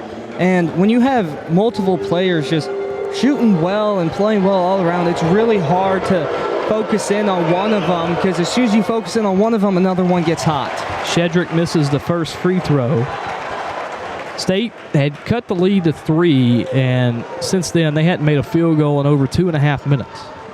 Not what you want to see at all. They need a miss here and need to get something. A 3 would be great, but even just a 2 would be amazing. Shedrick does make the free throw, puts it at 9. 3:50 and counting to go in a game. Kugel brings it up the floor now to Keyshawn Murphy. Now back to Kugel. Kugel to Melendez left wing. Now to Hubbard. Quick pass back to Melendez. State moving the ball around the perimeter. Now to Hubbard. He's fouled on the 3-point attempt, and that's big for State. Hubbard with a chance for 3 points at the free throw line. I think they're actually, I don't know. The official's holding up 2, so it looks like it's going to be 2 shots, not 3. I think they're calling when he got fouled, he was looking to pass. I really don't know, Ty. So a 3-point, yeah, it's going to be I give him 2, so first free throw is made by Josh Hubbard.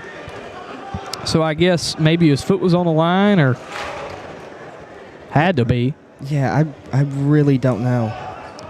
Hubbard makes both, so lead now at 7 for Texas. State still picking up with that full court press. Has caused a turnover already with it. Mark with it. Now to Larry. Larry over to Mark. They get it past half court. Now back to Larry.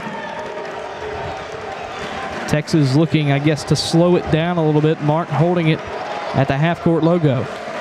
That was actually Larry holding it. Now he passes it over to Mark. Mark will go to work with the screen from Shedrick. Now they give it over to Shedrick. Working on Keyshawn Murphy. Inside the lane, no good, and a whistle blown. That's a shooting foul on Keyshawn. Good call there. I thought Murphy was good, but he just leaned a 2-bit far in. If he had stayed straight up, would have been no call. He looked pretty straight up to me. I think also that left hand may have dipped in there and knocked Shedrick on the wrist or something like that. But they do call a foul. Shedrick is going to shoot some free throws. He misses the first shot. He is now 2 of 5 5 from the line. He's missed the first shot every time he's been to the line. He's been to the line twice, and he's missed the first shot each time. Jeez. But has nailed the second shot every time as well. See if he does it here. It's no good. So an empty trip for Texas. Bit of a reverse broadcaster's jinx, I guess. Maybe so. Big chance for State here. Now to Kugel, now to Melendez, now back to Kugel. Deep at the top of the key. Now to Hubbard on the right wing. He's going to step back, a 3 up. 3 is good. Gosh, that's a huge shot from Josh Hubbard. 69-65. Texas with 2:45 and counting. That is State huge. picking up the press. Ball is out on Texas, or out on Mississippi State. Kugel brought the pressure. Crowd doesn't like the call. We're not going to get a replay because they're going to play on right here. Clock does stop, though, with 2:42 to play. Plus, State still bringing the pressure. I don't think you can do replays like that until after under 2 minutes. Larry trying to get it up. Mark loses the basketball. They're not going to get it across the floor. 10-second violation. Big job done by Mississippi State on the defensive end, and they got the ball back. Huge 3 by Hubbard to get him up to 14 points and continue his streak of scoring 10 plus and hitting a 3 in a game. And then get the ball out off of them, but then force the 10 seconds. This is what you need as the fans erupt with cheers. Big possession in the ball game. Right here. State has it. Melendez inbounds it to Kugel. He'll bring it past the half-court line. 15 on the shot clock. And a push underneath. They didn't call a foul. Now back to Kugel on the right wing. Kugel driving left side. Got to get it up. 3 on the shot clock. Step back 3. Kugel up. No good. Rebounded. Ball knocked around. Actually rebounded by State. Matthews stepped out of bounds trying to pass it to Josh Hubbard. And they were all over that one. And so with 2:11 to play, State going to turn it back over to Texas. I unfortunately missed the sort of push or fall by Hubbard there, but from what I saw, it looked like Hubbard was pushed, and that's the second or third time this game. Larry trying to bring it up the floor, having trouble again. They get it to Mark. They do get it past half court. Now right at 2 minutes to play in the game. State down 4. Larry with it. Close to the half-court line. Larry to Mark. Mark running some clock. 7 on the shot clock. Johnson with it. He's been dangerous all night. He's double-teamed out on the left wing. He's going to have to shoot the ball. He doesn't get it off. Shot clock violation. State ball. This is perfect defense by the Bulldogs. A good double team. Forces him with the baseline, or I guess touchline there, and gets another turnover off of the shot clock violation. Huge, as you can hear the fans just erupt down by 4 with 1:41 left. Big possession here. 69-65. State needs a bucket. Keyshawn Murphy now to Kugel. Now to Melendez. Melendez on the deep left wing. Melendez going to try and drive on Mark, loses the basketball. Still with it though. Gives it over to Kugel. Now to Murphy. Kugel dribbling right. Kugel on the right wing. Dribbling to the free throw line. Gets it into Murphy. Layup up, layup off glass and good. 2-point game. Once again, screen, find Murphy inside. Murphy off the glass for 2. Texas facing the pressure from State again. They're going to get it across, I believe. They do. 1 minute remaining. Texas 69, Mississippi State 67. Timeout, Texas. Fans are on their feet, yelling at the top of their lungs. It's die or do time here in Starkville. I tell you what, it couldn't be any other way if you're Mississippi. If being a Mississippi State fan for so long, all these fans here, they know it. It's stress or nothing, and it is certainly stressful tonight. And what a great, last home game here at the Humps. Certainly hope it goes State's way. Yeah, but as you said, they know the stress, or it's either stress or there's nothing. But it's been a roller coaster of a game, and it's a roller coaster of the season always here for the Bulldogs. Not just in basketball, but in every sport. And this game has, as you said, it's electric. It's been fun to be here calling it tonight. As you said, we're praying with 56 seconds left, down by 2, that the Bulldogs can pull off the victory. Texas had a close game just about 80 or so miles north in Oxford. But they couldn't come out with a win in that one. They lost to Ole Miss on the road, 72-69 earlier in the SEC play. They're kind of familiar with close games on the road. Not as many, but they've had some close games on the road. Haven't really come out with them. They beat Oklahoma on the road, which was a close win. This is a tough environment for Texas. You know, obviously I hope State wins, but if we got any Texas fans listening, this is really going to be a test for this Longhorn team if they can survive on the road. They've had to lead the entire second half.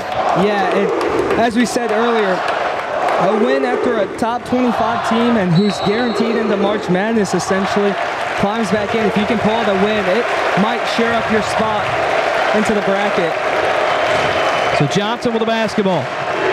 Dribbling left, layup up, no good. Is it going to go off of Texas? It's off of Texas. Now they're going to review this. We're under 2 minutes, so we're going to get a review for this. As the referee's wagging that finger around like somebody hit a home run, they're going to go to the monitor and they're going to look at it. I think it was off of Texas. I really honestly can't tell. It'll be good to see this on the Jumbotron here at the Humphrey Coliseum. Yeah, but I agree with you. The fact as it comes off, and it looks like it is off Texas, but this is when it's like, yes, they're finally reviewing something, but like, no, because we finally get a call going our way. And that's where my comment earlier came in. With all the new technology that's coming about and all the changes in all these other sports, when will basketball get some of these changes? Call is going to stand. Mississippi State basketball. Huge call there, but going back to my thoughts, there are changes in other sports. Basketball hasn't had some of those changes yet. So when can we get some of those changes where we have people up in the booth or something that automatically review all dead ball calls to make sure it's the right call? So 69-67. State has got the basketball after Trey Johnson lost it out of bounds trying to go up with a layup. So State going to inbound from underneath the Texas basket. Going to take it up the floor. 47.3 on the clock. They trail it by 2, 69-67. Cam Matthews going to let this one roll. He lets it roll all the way to half court and picks it up. He'll kick to Keyshawn Murphy. Tried to hand it off to Josh Hubbard. It was taken away. Now Matthews will hand it off Josh Hubbard. He'll try a three. He's fouled on the, no, an illegal screen. Oh my gosh. That hurts Mississippi State. It's an illegal screen. I think that puts Texas in the bonus. Yes, it does. I think Matthews just, once again, the back foot dragging, not set. And that's a huge call against the Bulldogs here, down by 2. It's going to put Texas in the bonus, but they had to inbound this because it was a foul on the offensive end for State. Texas gets it across. There's about an 8-second differential between shot clock and game clock. Larry has it. Now to Mark. Mark with 23 on the game clock, 13 on the shot clock. State going to play this thing out. Mark driving on Cam Matthews. Mark goes up with it. It falls. 16.4. State's going to have a quick shot. Here comes Josh Hubbard. Hubbard down the floor. He's fouled. And he'll at least go to the line to shoot 2 with 13.7 to go in the ball game. And it's a guaranteed 2 as State is in the double bonus. That did not look good for either player, Larry or Hubbard, as Larry kind of lost his balance, it looked like. Ended up falling, going head first into Hubbard's knees. And it looks like they might go to the monitor to review, or maybe it was a Bulldog timeout. I'm not sure. I think they're just talking with Texas because that's Larry's 5th foul. He is now fouled out of the game. 24 minutes played and 2 points for Julian Larry tonight. He fouls out after fouling Josh Hubbard in transition. So these are 2 big free throws here, and you definitely are going to foul if you can't steal the ball on the inbound if you're Mississippi State after these free throws. But Josh Hubbard got to hit these 2 right here. Yes, or hit 1 and somehow get a rebound. So a 4-point game, 71-67, 13.7 on the clock, and Josh Hubbard going to shoot 2 free throws. He makes the first one. Makes the first one. So big second free throw here. Sean Jones going to go to the scorer's table. He's going to check in for defensive purposes, and Hubbard makes both. So Hubbard will make both, put it at a 2-point game. Keyshawn Murphy going to check out. Sean Jones is going to come in. State with a little bit more speed now and great defensive strength as Sean Jones is really good defensively. He's guarding the inbound. Pope going to get it in. It's stolen by Mississippi State. Kugel with a layup. It goes! Tie game! Tie game! 9.8 to play. Texas with a chance to win it here on the road. Mark spins off. 3-point shot up. It's no good. Ball tipped. No good. We're going to overtime. Oh, my gosh. R.J. Melendez stole it. Mississippi State put it up. Oh, Riley Kugel puts it up and ties the game, and we are going to OT. Free basketball tonight in Starkville. I about passed out there in the last couple seconds. Just a terrible inbound pass by the Longhorns. Leads to a turnover. Melendez finds Kugel. Kugel fakes, puts it off the glass, ties it up. Mark forces a shot. He had a couple of seconds to get a better shot or another pass for a better shot, but he didn't. Misses it. Rebound takes too long. Time runs out as, man, the fans are up. The hump is bumping as they finish the fight song. And Ty, this is a storybook ending here to end the season for the last home game here for the Bulldogs. I tell you what, when Tremont Mark made that shot with about 13 seconds to go, a little over 13 seconds to go, I started thinking negative thoughts. I thought this game was over. I could tell you were over there. Your face was just like, oh, gosh. So after that, State goes down the floor, gets the foul. Larry fouls out of the game, fouls Josh Hubbard. He hits both. And then you just described it. The play by R.J. Melendez, kind of a careless bounce pass inbound by Texas. Melendez steals it, gets it to Kugel. He waits on the defender, fakes, goes up. State able to guard on the defensive end. And we're going to take it to overtime. A little bit of swag surfing going on. Yeah, but Melendez, for all of the trouble he's kind of had, the poor discipline and just the lackluster defense he's had all night, he made up for it with that one play. He stands physical with his guy, forces him to retreat back right as the pass comes into him. So he grabs it, and you described it perfectly. Kugel just calm, cool, collected as the tip-off for OT comes. Free hoops here in Starkville. 5 minutes. Just going to pause for a second and let everybody listen to this crowd. It is loud here at the Humphrey Coliseum. I think it's the loudest it's been since probably the Ole Miss game, where it also went into overtime.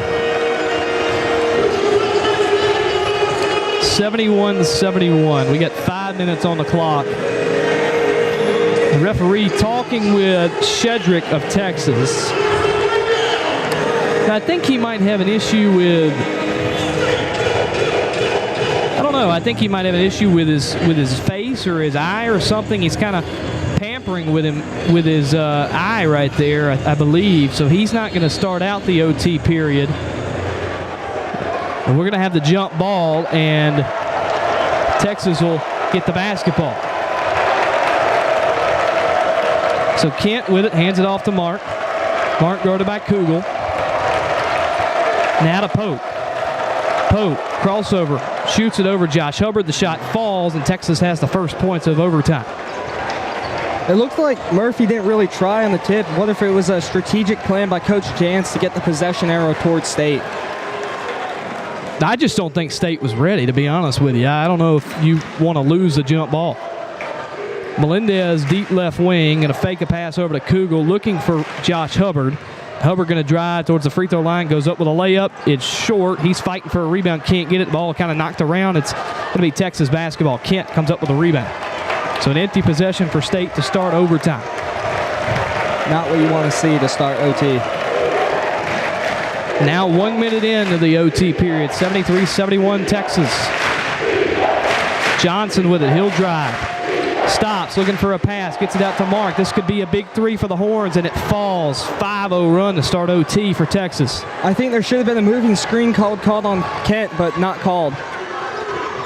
Matthews dribbles it over the left wing. Now a backdoor pass to Melendez, and his layup falls. 76-73. State going to bring back the backcourt pressure. See if Texas can get it across. They do. Ball to Johnson now in the right corner, guarded by Keyshawn Murphy. Trying to draw a foul there. He gets the ball back as he lost it. He'll try a three. It won't go, and a rebound by Kaluma. That's a huge rebound for Texas. Now Johnson with it. He's going to try and size up Keyshawn Murphy. Drives to the right side short corner. Keyshawn playing good defense, trying to drive again. Keyshawn put his hands on him and fouls him, and Johnson's going to go to the line for a 1-and-1. All Murphy had to do, keep the hands down, and he would have been fine. He had help coming, but puts his hands on him, kind of grabs him, and as you said, going to the line to shoot. I don't really think he had to worry about help either. I thought he was in front of him just fine, and for some reason he just kind of grabbed him. Maybe he thought he got beat, but I thought he was in better position than maybe he thought he was. Johnson makes the first free throw. He's an 88% shooter from the line on the year. He's now got 20 points. He misses the second. So 77-73. Now 3 minutes to play in OT. Josh Hubbard brings it down the floor for State. Now to Kugel on the left wing. Kugel gets a screen from Keyshawn, and Keyshawn will dribble into the paint, loses the basketball, gets it back though. Floater from the free throw line falls. You mentioned that's his shot right there, and he makes a lot of those floaters like that around the rim. Yes, he does. State with the pressure in the backcourt. Mark going to get it across the half-court stripe. 77-75, Texas over State. Johnson with the ball, right wing, three, good. My gosh, that guy can shoot. And it's a 5-point ball game. Wow. Hubbard takes it down the floor. Double team now to now to Cam Matthews rather. Matthews hands it off to Hubbard. He tries a three to answer. Short, rebound Kugel. He tips it out to Matthews, to RJ Melendez with a three. It's short. Thought he got fouled right there, and he didn't.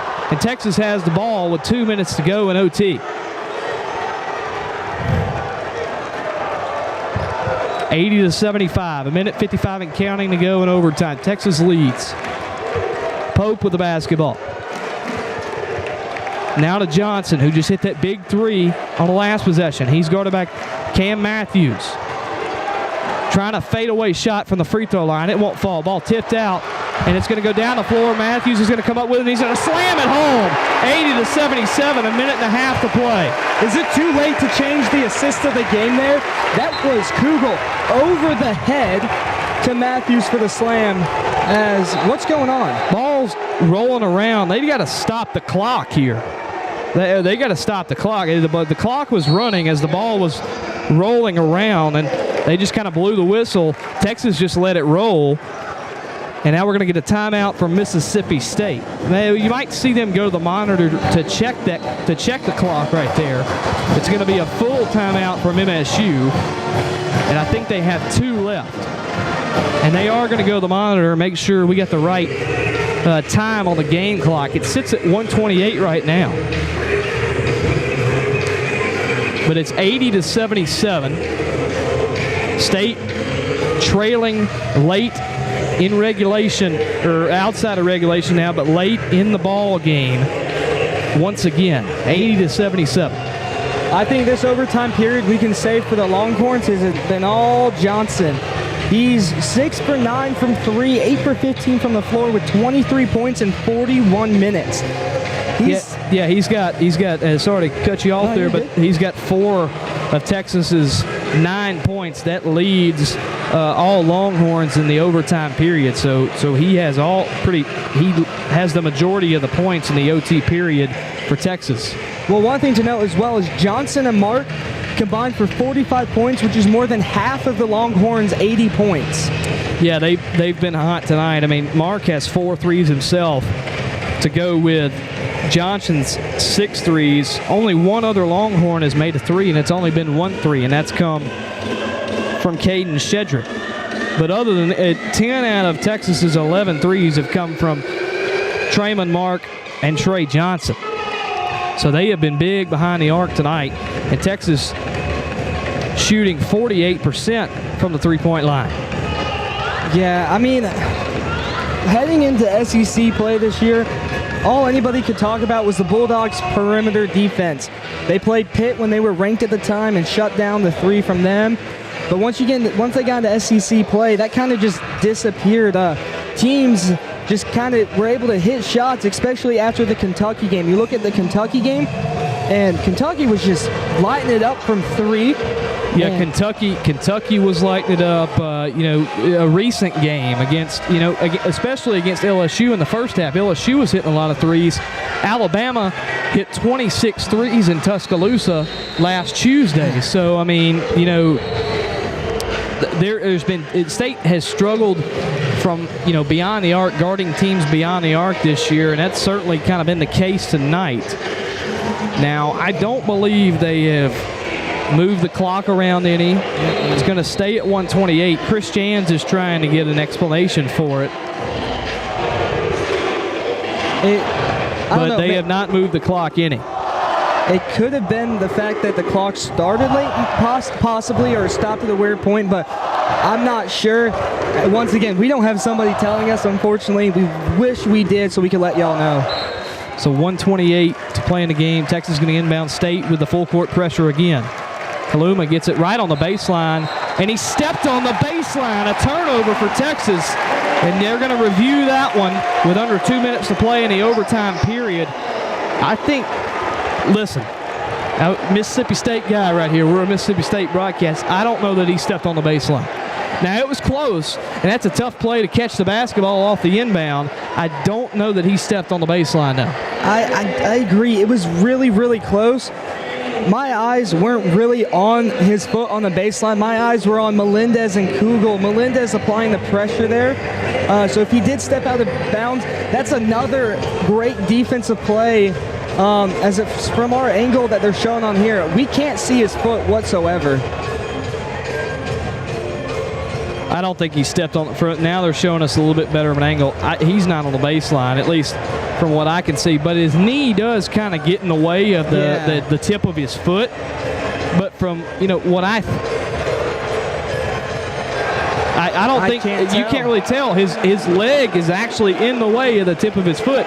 So honestly, you couldn't even really tell if his foot was out of bounds. So unless they have a different angle that we're not seeing, and unless they are 100% sure, like there is conclusive evidence, I think their call remains the same on the floor. But at the same time, I wouldn't be surprised if they overturn it. But as a Mississippi State student and as a Mississippi State broadcast, we really hope they keep the call the same. Yeah, I mean, it is really close, and the only reason it's not definitive is because of his left leg is in the way of his right foot. And that's why the call on the floor is so important here. They called it out on Texas that he stepped out on the baseline. You got to have conclusive video evidence to overturn this thing. They are still at the monitor right now. It's going to be a very close call. And from what we can even see of it, it's hard to tell if he even stepped out or not. Now there's 1:26 on the game clock, and I'm sure part of what they're doing is also making sure the clock is in the right spot. Right. But with 1:26 on the game clock, it's 80-77 right now, and we have got a barn burner here at the Humphrey Coliseum. Yes, we do. As I was thinking, this is when you wish, especially if you're a Texas fan, you had sort of like the goal pylons you see in football that shoot straight down the baseline, because then you would have pretty darn 100% like, yes, he stepped out, or no, he didn't, but they don't have them. They're going to reverse the call, so I guess they saw enough evidence to overturn that thing. Listen, I can... From what I saw looking up here, we're in the top corner, and we're looking right at the baseline, and I got a little bit better view. I don't think he stepped out. From the view they showed us on replay, it looked really close, but I thought the leg was enough to keep it where it is. The leg blocking it was enough to keep it where it is, but I guess not. They keep it with Texas, and the clock will stay at a minute 26.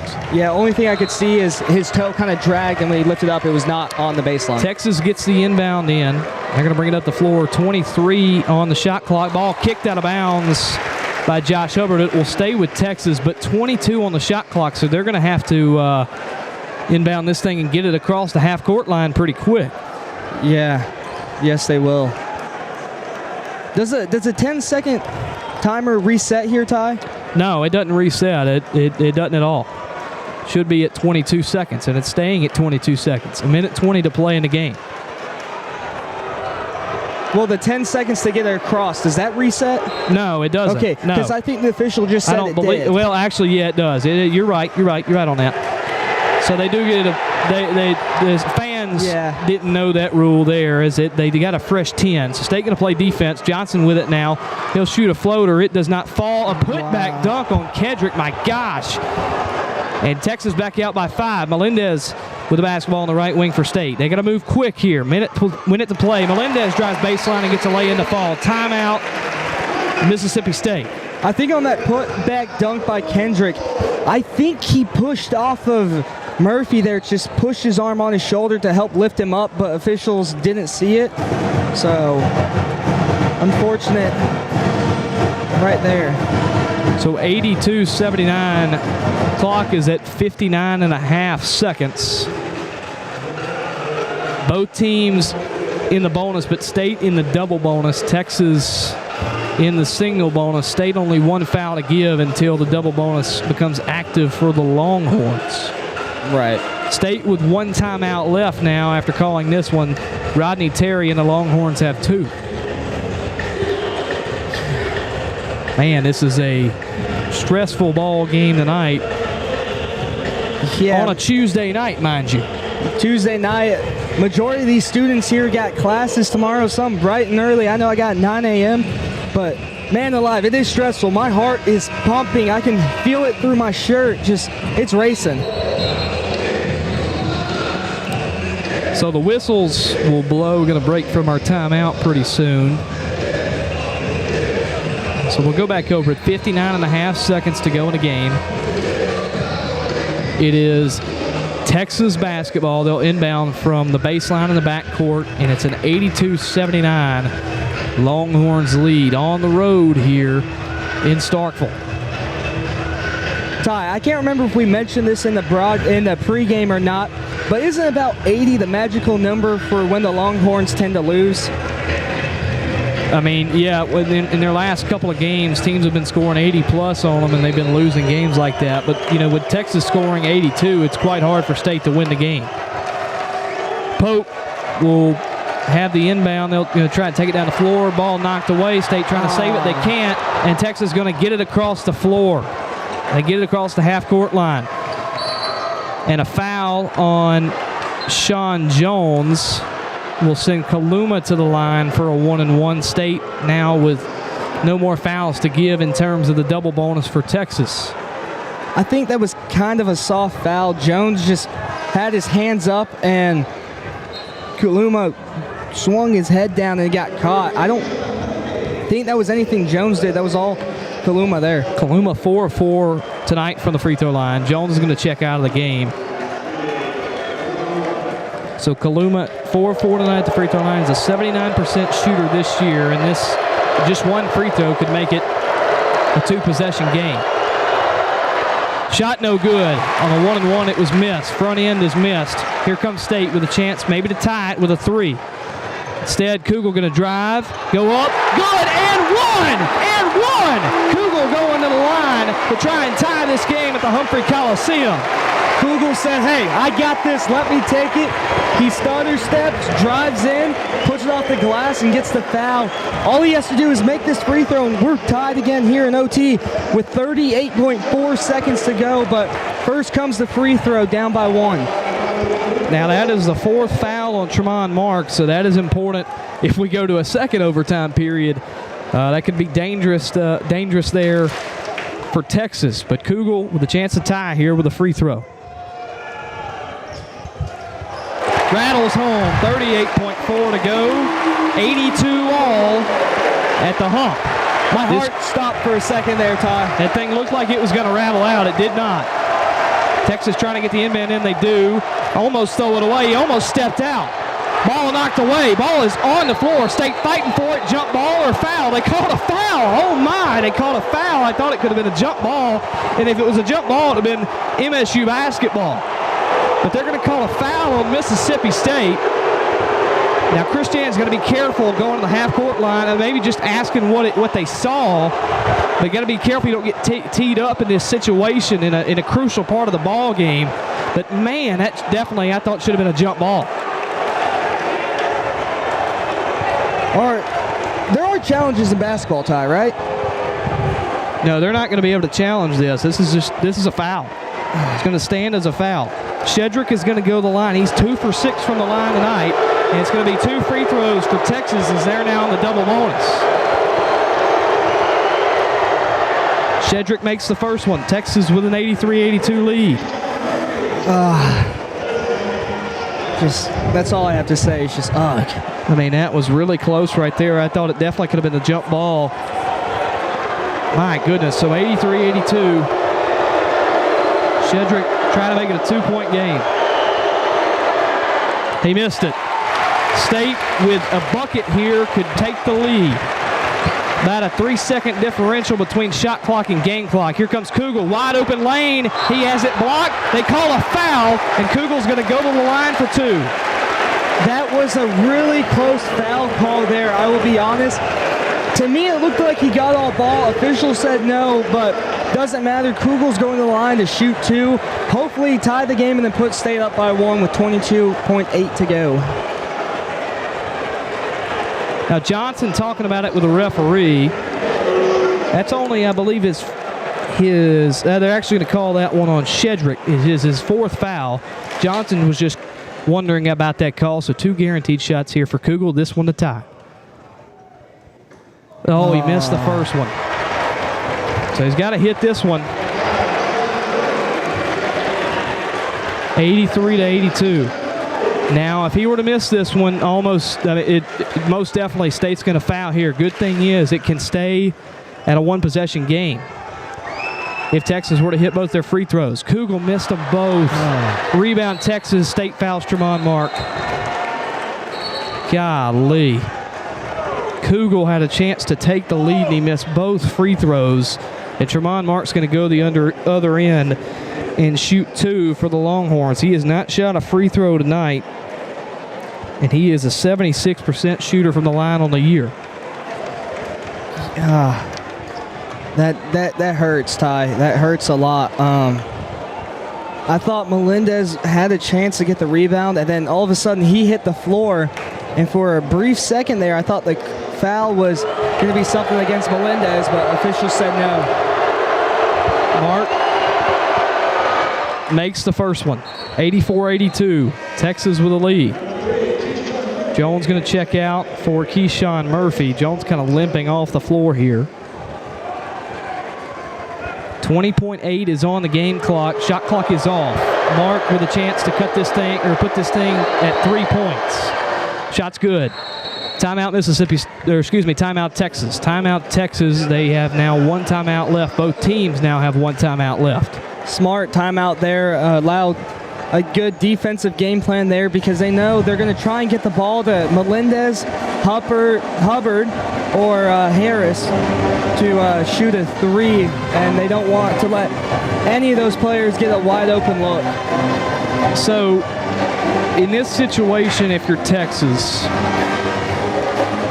it's a good time to start thinking about you should foul Mississippi State and not allow them to get any chance at a 3-point shot. Now, maybe you let this thing run down a little bit more before you foul. Let them get across half court, maybe get it to about 10 seconds, and then you foul if State hadn't put up a shot yet.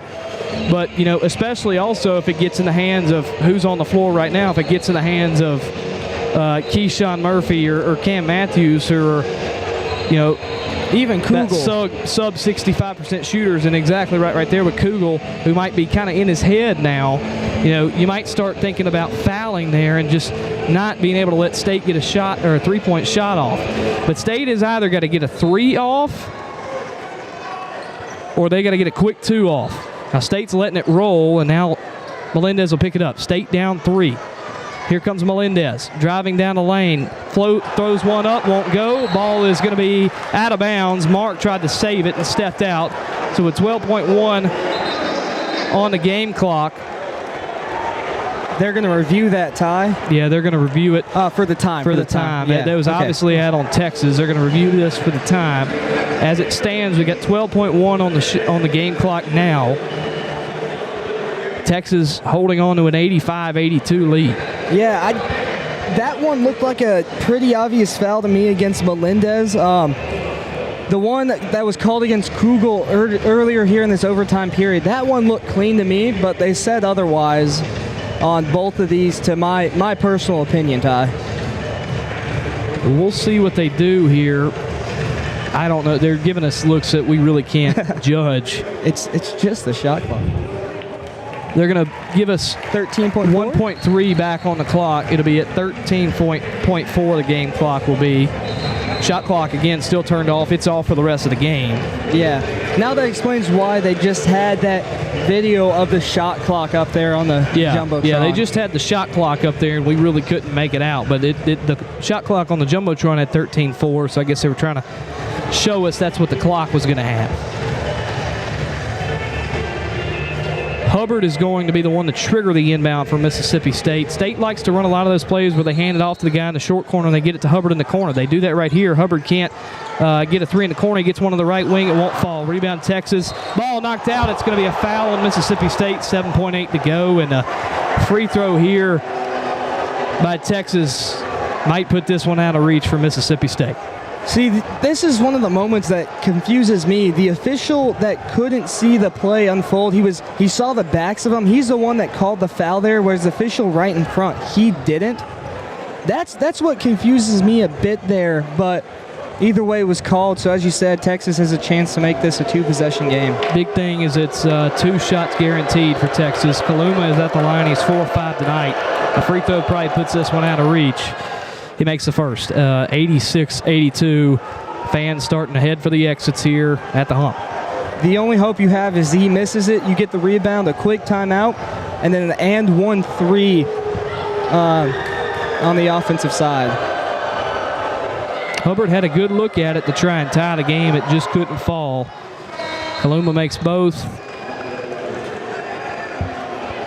And we are going to get an inbound from Mississippi State, 7.8, so they got to get down the floor, put a shot up from 3, definitely. You just got to get down there to where you can shoot the ball. Now up to Hubbard. Hubbard going to try a 3. It's up. It won't go. Rebound Texas. The game's over. This is a heartbreaking loss. The Bulldogs just battled all the way through, down by, I believe, 11 at one point, and climbed back in, tied it up to head into overtime. Fought once they were down by probably about 3, 4, maybe 5 here in overtime, but then just unable to get the shots to fall when it mattered most. Just heartbreaking loss for the Bulldogs as they fall to 8-9 in SEC play. You talk about couldn't get shots to fall when they needed them to. You had it 83-82 with Riley Kugel at the line shooting 2, and he misses both free throws. Now, I'm not going to put the loss. The loss is totally not on him by himself. No. But he had a chance to give Mississippi State the lead and at the very least tie the ball game. But he missed both. Texas got the rebound. State had to foul. They went down 3, and then they come down the floor. Can't get a 3 to fall after a handoff off the inbound, and Hubbard couldn't get the 3 to fall. And then, by then, this thing was wrapped up with a bow on it for Texas. Yeah, well said. Definitely can't put all the blame on Kugel. And we're not going to. Yeah. This game is totally not on him, but definitely had a shot right there to give your team the lead. Yeah, I mean, I'm kind of at a loss for words here, Ty. It was it's, as I've said numerous times before, it's heartbreaking to end the last home game of the season here for the Bulldogs like that.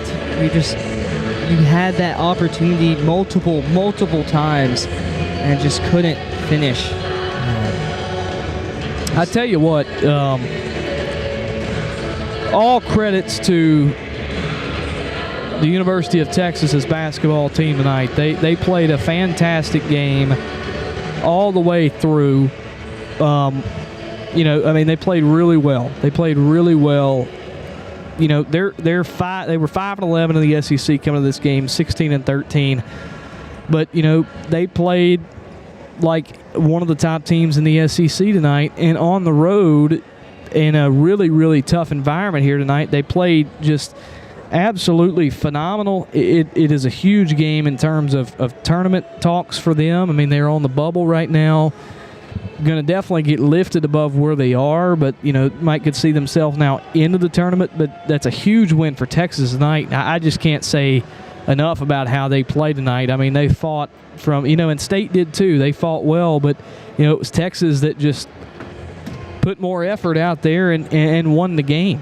Yeah, I wouldn't say more effort. They were able to make shots when it mattered most. They were able to hit some of these shots that you didn't think were possible. They were able to make them. I mean, just off of the back foot, just kind of heaving it from probably 2-3 feet past the arc, nailing that, hand in your face, behind the back, just like passes. It was just phenomenal by them, as you said. So I have to ditto the props to them, and will definitely be interesting to see what the committee thinks after this win for the Longhorns as well as the Bulldogs.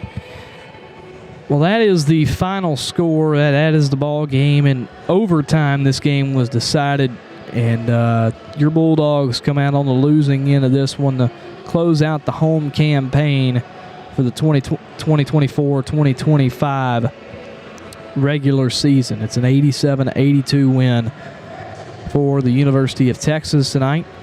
They will travel back home and end their season Saturday with a rivalry game against the University of Oklahoma at 7 o'clock on the SEC Network. And State, who we'll talk about more in the post game, will travel to Fayetteville, Arkansas on Saturday for an 11 a.m. tip-off against the Razorbacks of Arkansas. But for tonight, the final score is Texas 87, Mississippi State 82. We will be back in just a couple of moments for the post-game show.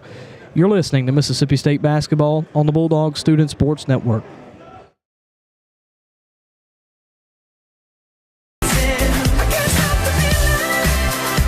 So just dance, dance, dance.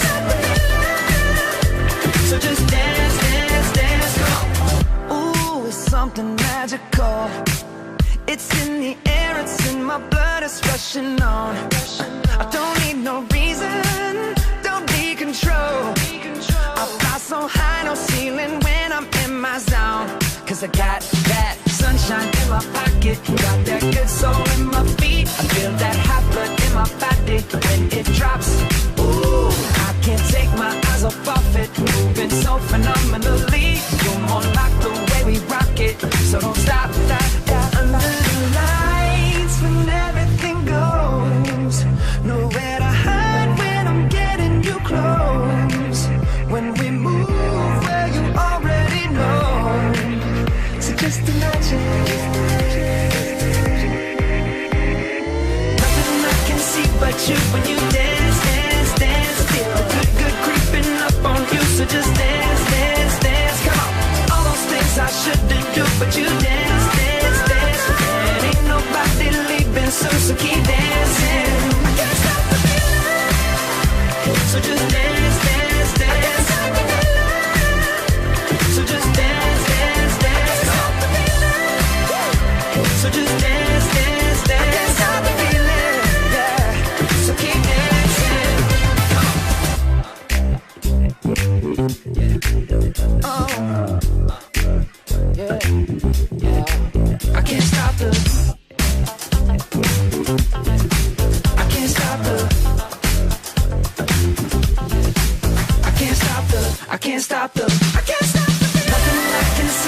you when you dance, dance, dance. Feel the good, good creeping up on you, so just dance, dance, dance.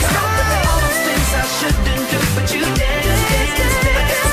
Ain't nobody leaving soon, so keep dancing. Everybody say.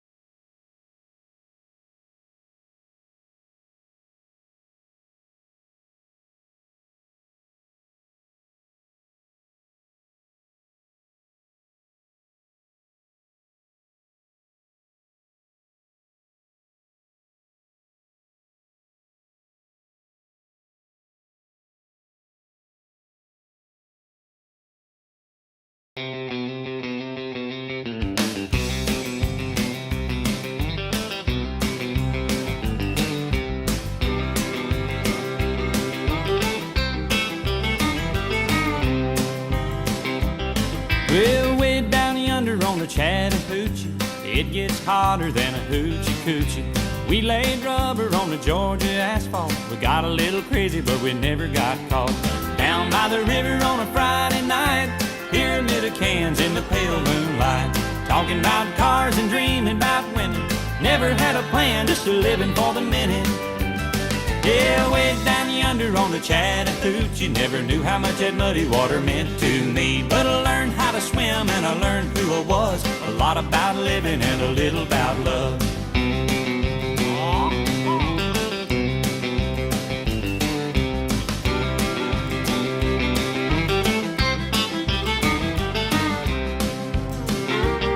Well, we fogged up the windows in my old Chevy. I was willing, but she wasn't ready. So I settled for a burger and a grape snow cone. I dropped her off early, but I didn't go home. Down by the river on a Friday night, a pyramid of cans in the pale moonlight. Talking about cars and dreaming about women. Never had a plan, just a living for the minute. Yeah, way down yonder on the Chattahoochee, never knew how much that muddy water meant to me. But I learned how to swim and I learned who I was. A lot about living and a little about love.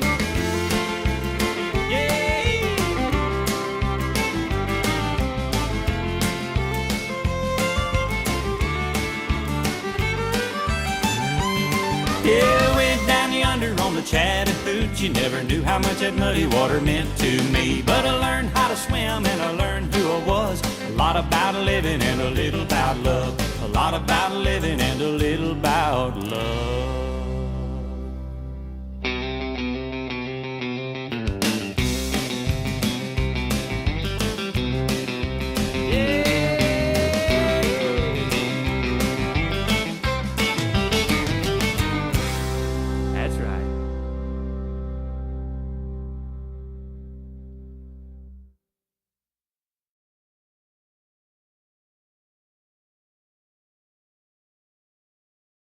No, I'm sad. I think the broadcast might have just heard me. Zach played a trick on me right there. Sorry about that, Ty. Miscommunication there. Yeah. Well, what I said is a little bit of the representation of the night. It's not fun when Mississippi State loses, but it is what it is. Life goes on. But that's the final, though. Texas 87, Mississippi State 82. We're back here on the Bulldog Student Sports Network for the post-game show. So we'll go over a statistical breakdown for the two teams real quick. I'll mark those out and we'll let Zach give us some thoughts on what he thought of the game overall. So we'll go down the line here. So Texas tonight, 48% from the field, shooting 31 out of 64. State, 27 out of 68. That's 40% from the field tonight. Texas, big time, 48% also from the three-point line, 11 of 23. State only 24% tonight, 6 of 25. Texas was 61% tonight from the free throw line, 14 of 23. State, 79%, 22 of 28. State with 12 turnovers tonight and 17 turnovers for Texas. State with 13 points off of Texas's 16 turnovers. Texas with 14 points off of State's 12 turnovers. Texas controlled the glass tonight by 3, 42-39. They had 31 defensive rebounds to State's 27. State controlled the offensive glass, though, by 1 with 12 offensive rebounds to Texas's 11. 14 second chance points for Texas, 4 for Mississippi State. 35 points off the bench for Texas, 25 for Mississippi State. State with 40 of their 82 points in the paint. State with 30 of their 87 in the paint. 27 fast break points, from MSU. 16 fast break points for the Longhorns. 4 blocks for the Horns, 3 for the Dogs. 9 steals for State, 5 for Texas. 18 assists for MSU, 12 for Texas. The game was tied 6 times. Tied for 2 minutes, 29 seconds. 7 lead changes in the contest. We went to overtime, so we had 45 minutes played of basketball tonight, and 27 minutes, 27 seconds of those 45 minutes were led by Texas. 15, 03 of those were led by State. Largest lead for State tonight was 8. Largest lead for Texas tonight was 12. So there's the team comparison tonight in terms of statistics. Zach, I just want to hear your overall thoughts on what you witnessed in all 3 periods tonight. I mean, the one sentence that comes to mind that sums up this entire game, I don't want to get too much into it, but Texas hit shots when it mattered. The Bulldogs couldn't. Yeah, definitely did, and it seemed like those were more so threes. Now, one thing before we go to the players that I do want to mention is, the free throws, right? Texas was 61% tonight from the line. You would think that would hurt them a little bit, and Texas missed some free throws, though, at clutch moments in the game. But I think it was State that just couldn't hit the clutch shot after the missed free throws or after, a Texas turnover that might have, that to me was a key difference in the game. Yeah, I mean, the clutch shots just aren't from the field. They're from the line, as you said, and Texas hit them when they mattered. The Bulldogs couldn't. So we will look at some player stats here. First, we'll start with Texas. Leading scorer tonight for them was Tremont Mark. He had 24, 9 of 13 from the field, 4 3-pointers for him tonight. Johnson was right behind him with 23. He's been the lead guy all year for Texas. He was 8 of 16 from the field, 6 of 9 from the 3-point line. So 10 of Texas's threes came from that duo right there. Pope had 9 for Texas tonight. Shedrick had 10 with 4 rebounds. Kaluma had a double-double with 10 points and 11 rebounds. Let's see. Kent was the only other one that played some minutes tonight that had some points. He had 9 points and 10 rebounds, almost a double-double for him. I thought he had a pretty good first half for State tonight, for Texas tonight. That's kind of the Texas breakdown. Who kind of stood out to you tonight for the Longhorns, Zach?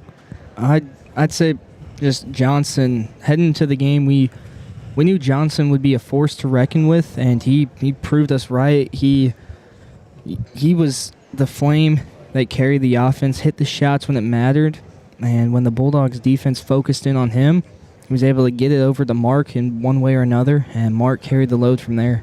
Yeah, that duo tonight was lethal, combining for 47 of Texas's 87 points. So they scored over half of the points for Texas tonight. They were fantastic, and certainly will get their flowers when they're back on campus tomorrow going to class at the University of Texas. For the State side of things, 6 Bulldogs were in double digits tonight. Riley Kugel had 12. Matthews had 12. Hubbard was the leading scorer tonight. Even though he struggled in the first half, he ended up with 16 points. A lot of those from the free throw line with 9 free throw makes. Kugel, by the way, had 7 rebounds tonight as well. He was active on the glass and had 4 assists, which led the team, and I think he was definitely a force on the defensive end. Melendez had 15 tonight. Made the most threes of any Bulldog tonight with 3, 6 of 11 from the field. He also had 8 rebounds, so close to a double-double for him. Nwoko couldn't play very much, only played 11 minutes, had 3 fouls, and a lot of those fouls came early, so that kind of took him out of the game. You saw mostly Keyshawn Murphy at the 5 position tonight, but Nwoko finished with 2. Claudell Harris didn't play as much as well, just didn't have as much success offensively. He had lit a spark under State on the defensive side, but not really much offensive production for MSU tonight. He only had 2. Keyshawn Murphy had 13 tonight, 6 of 10 from the field, and 7 rebounds for him. A pretty good night for Keyshawn. Sean Jones got into double digits tonight with 10, 3 of 8 from the field, hit a 3 tonight, perfect on his free throws, had 4 rebounds, played good defense as well. Delquan Warren also played. Didn't score any points, though. He just came off the bench for a little bit for Josh Hubbard. So who kind of, made a difference tonight for you? I want to ask the same question. Who kind of made a difference tonight for you, and definitely who provided us with a chance to win, even though we couldn't get the win for Mississippi State tonight? I'd say despite in the first half and early in the second not playing well defensively, he stepped it up when it mattered, and that was R.J. Melendez. He forced a couple of key turnovers that kept State in the game and forced overtime. So late, he was kind of the player that stuck out to me, but over the entire course of the game, Hubbard just kept fighting and able to get the leading scorer and keep his streak of scoring 10-plus and hitting a 3 and the game continuing. So I'd say Melendez and then Hubbard. I can agree with you on that one. Yeah, Melendez, especially with that steal right at the end of regulation, to his steal in the inbound and then the pass to Kugel to tie the game, and that ended up sending us into overtime. Unfortunately, just didn't go State's way in the final period of the ball game. But yeah, he came up big defensively, and he hit some clutch threes as well at times. I thought you're right with Hubbard. I thought he just found a way to get to the line tonight, and that was big for State. And State was 22 of 28 tonight. Definitely left some on the board from the line, especially with the 2 missed free throws from Kugel. That could have, if you make both of them, you win the ball game. So those were some big missed free throws. Outside of that, and we talked about it, we're not going to blame Kugel at all tonight for the loss. It was a bunch of things. Texas just shot it really well is one of the main things. But Kugel I thought he played a really good ball game tonight. 12 points and 7 rebounds with 4 assists. Had a couple of steals. I thought he was solid tonight as well.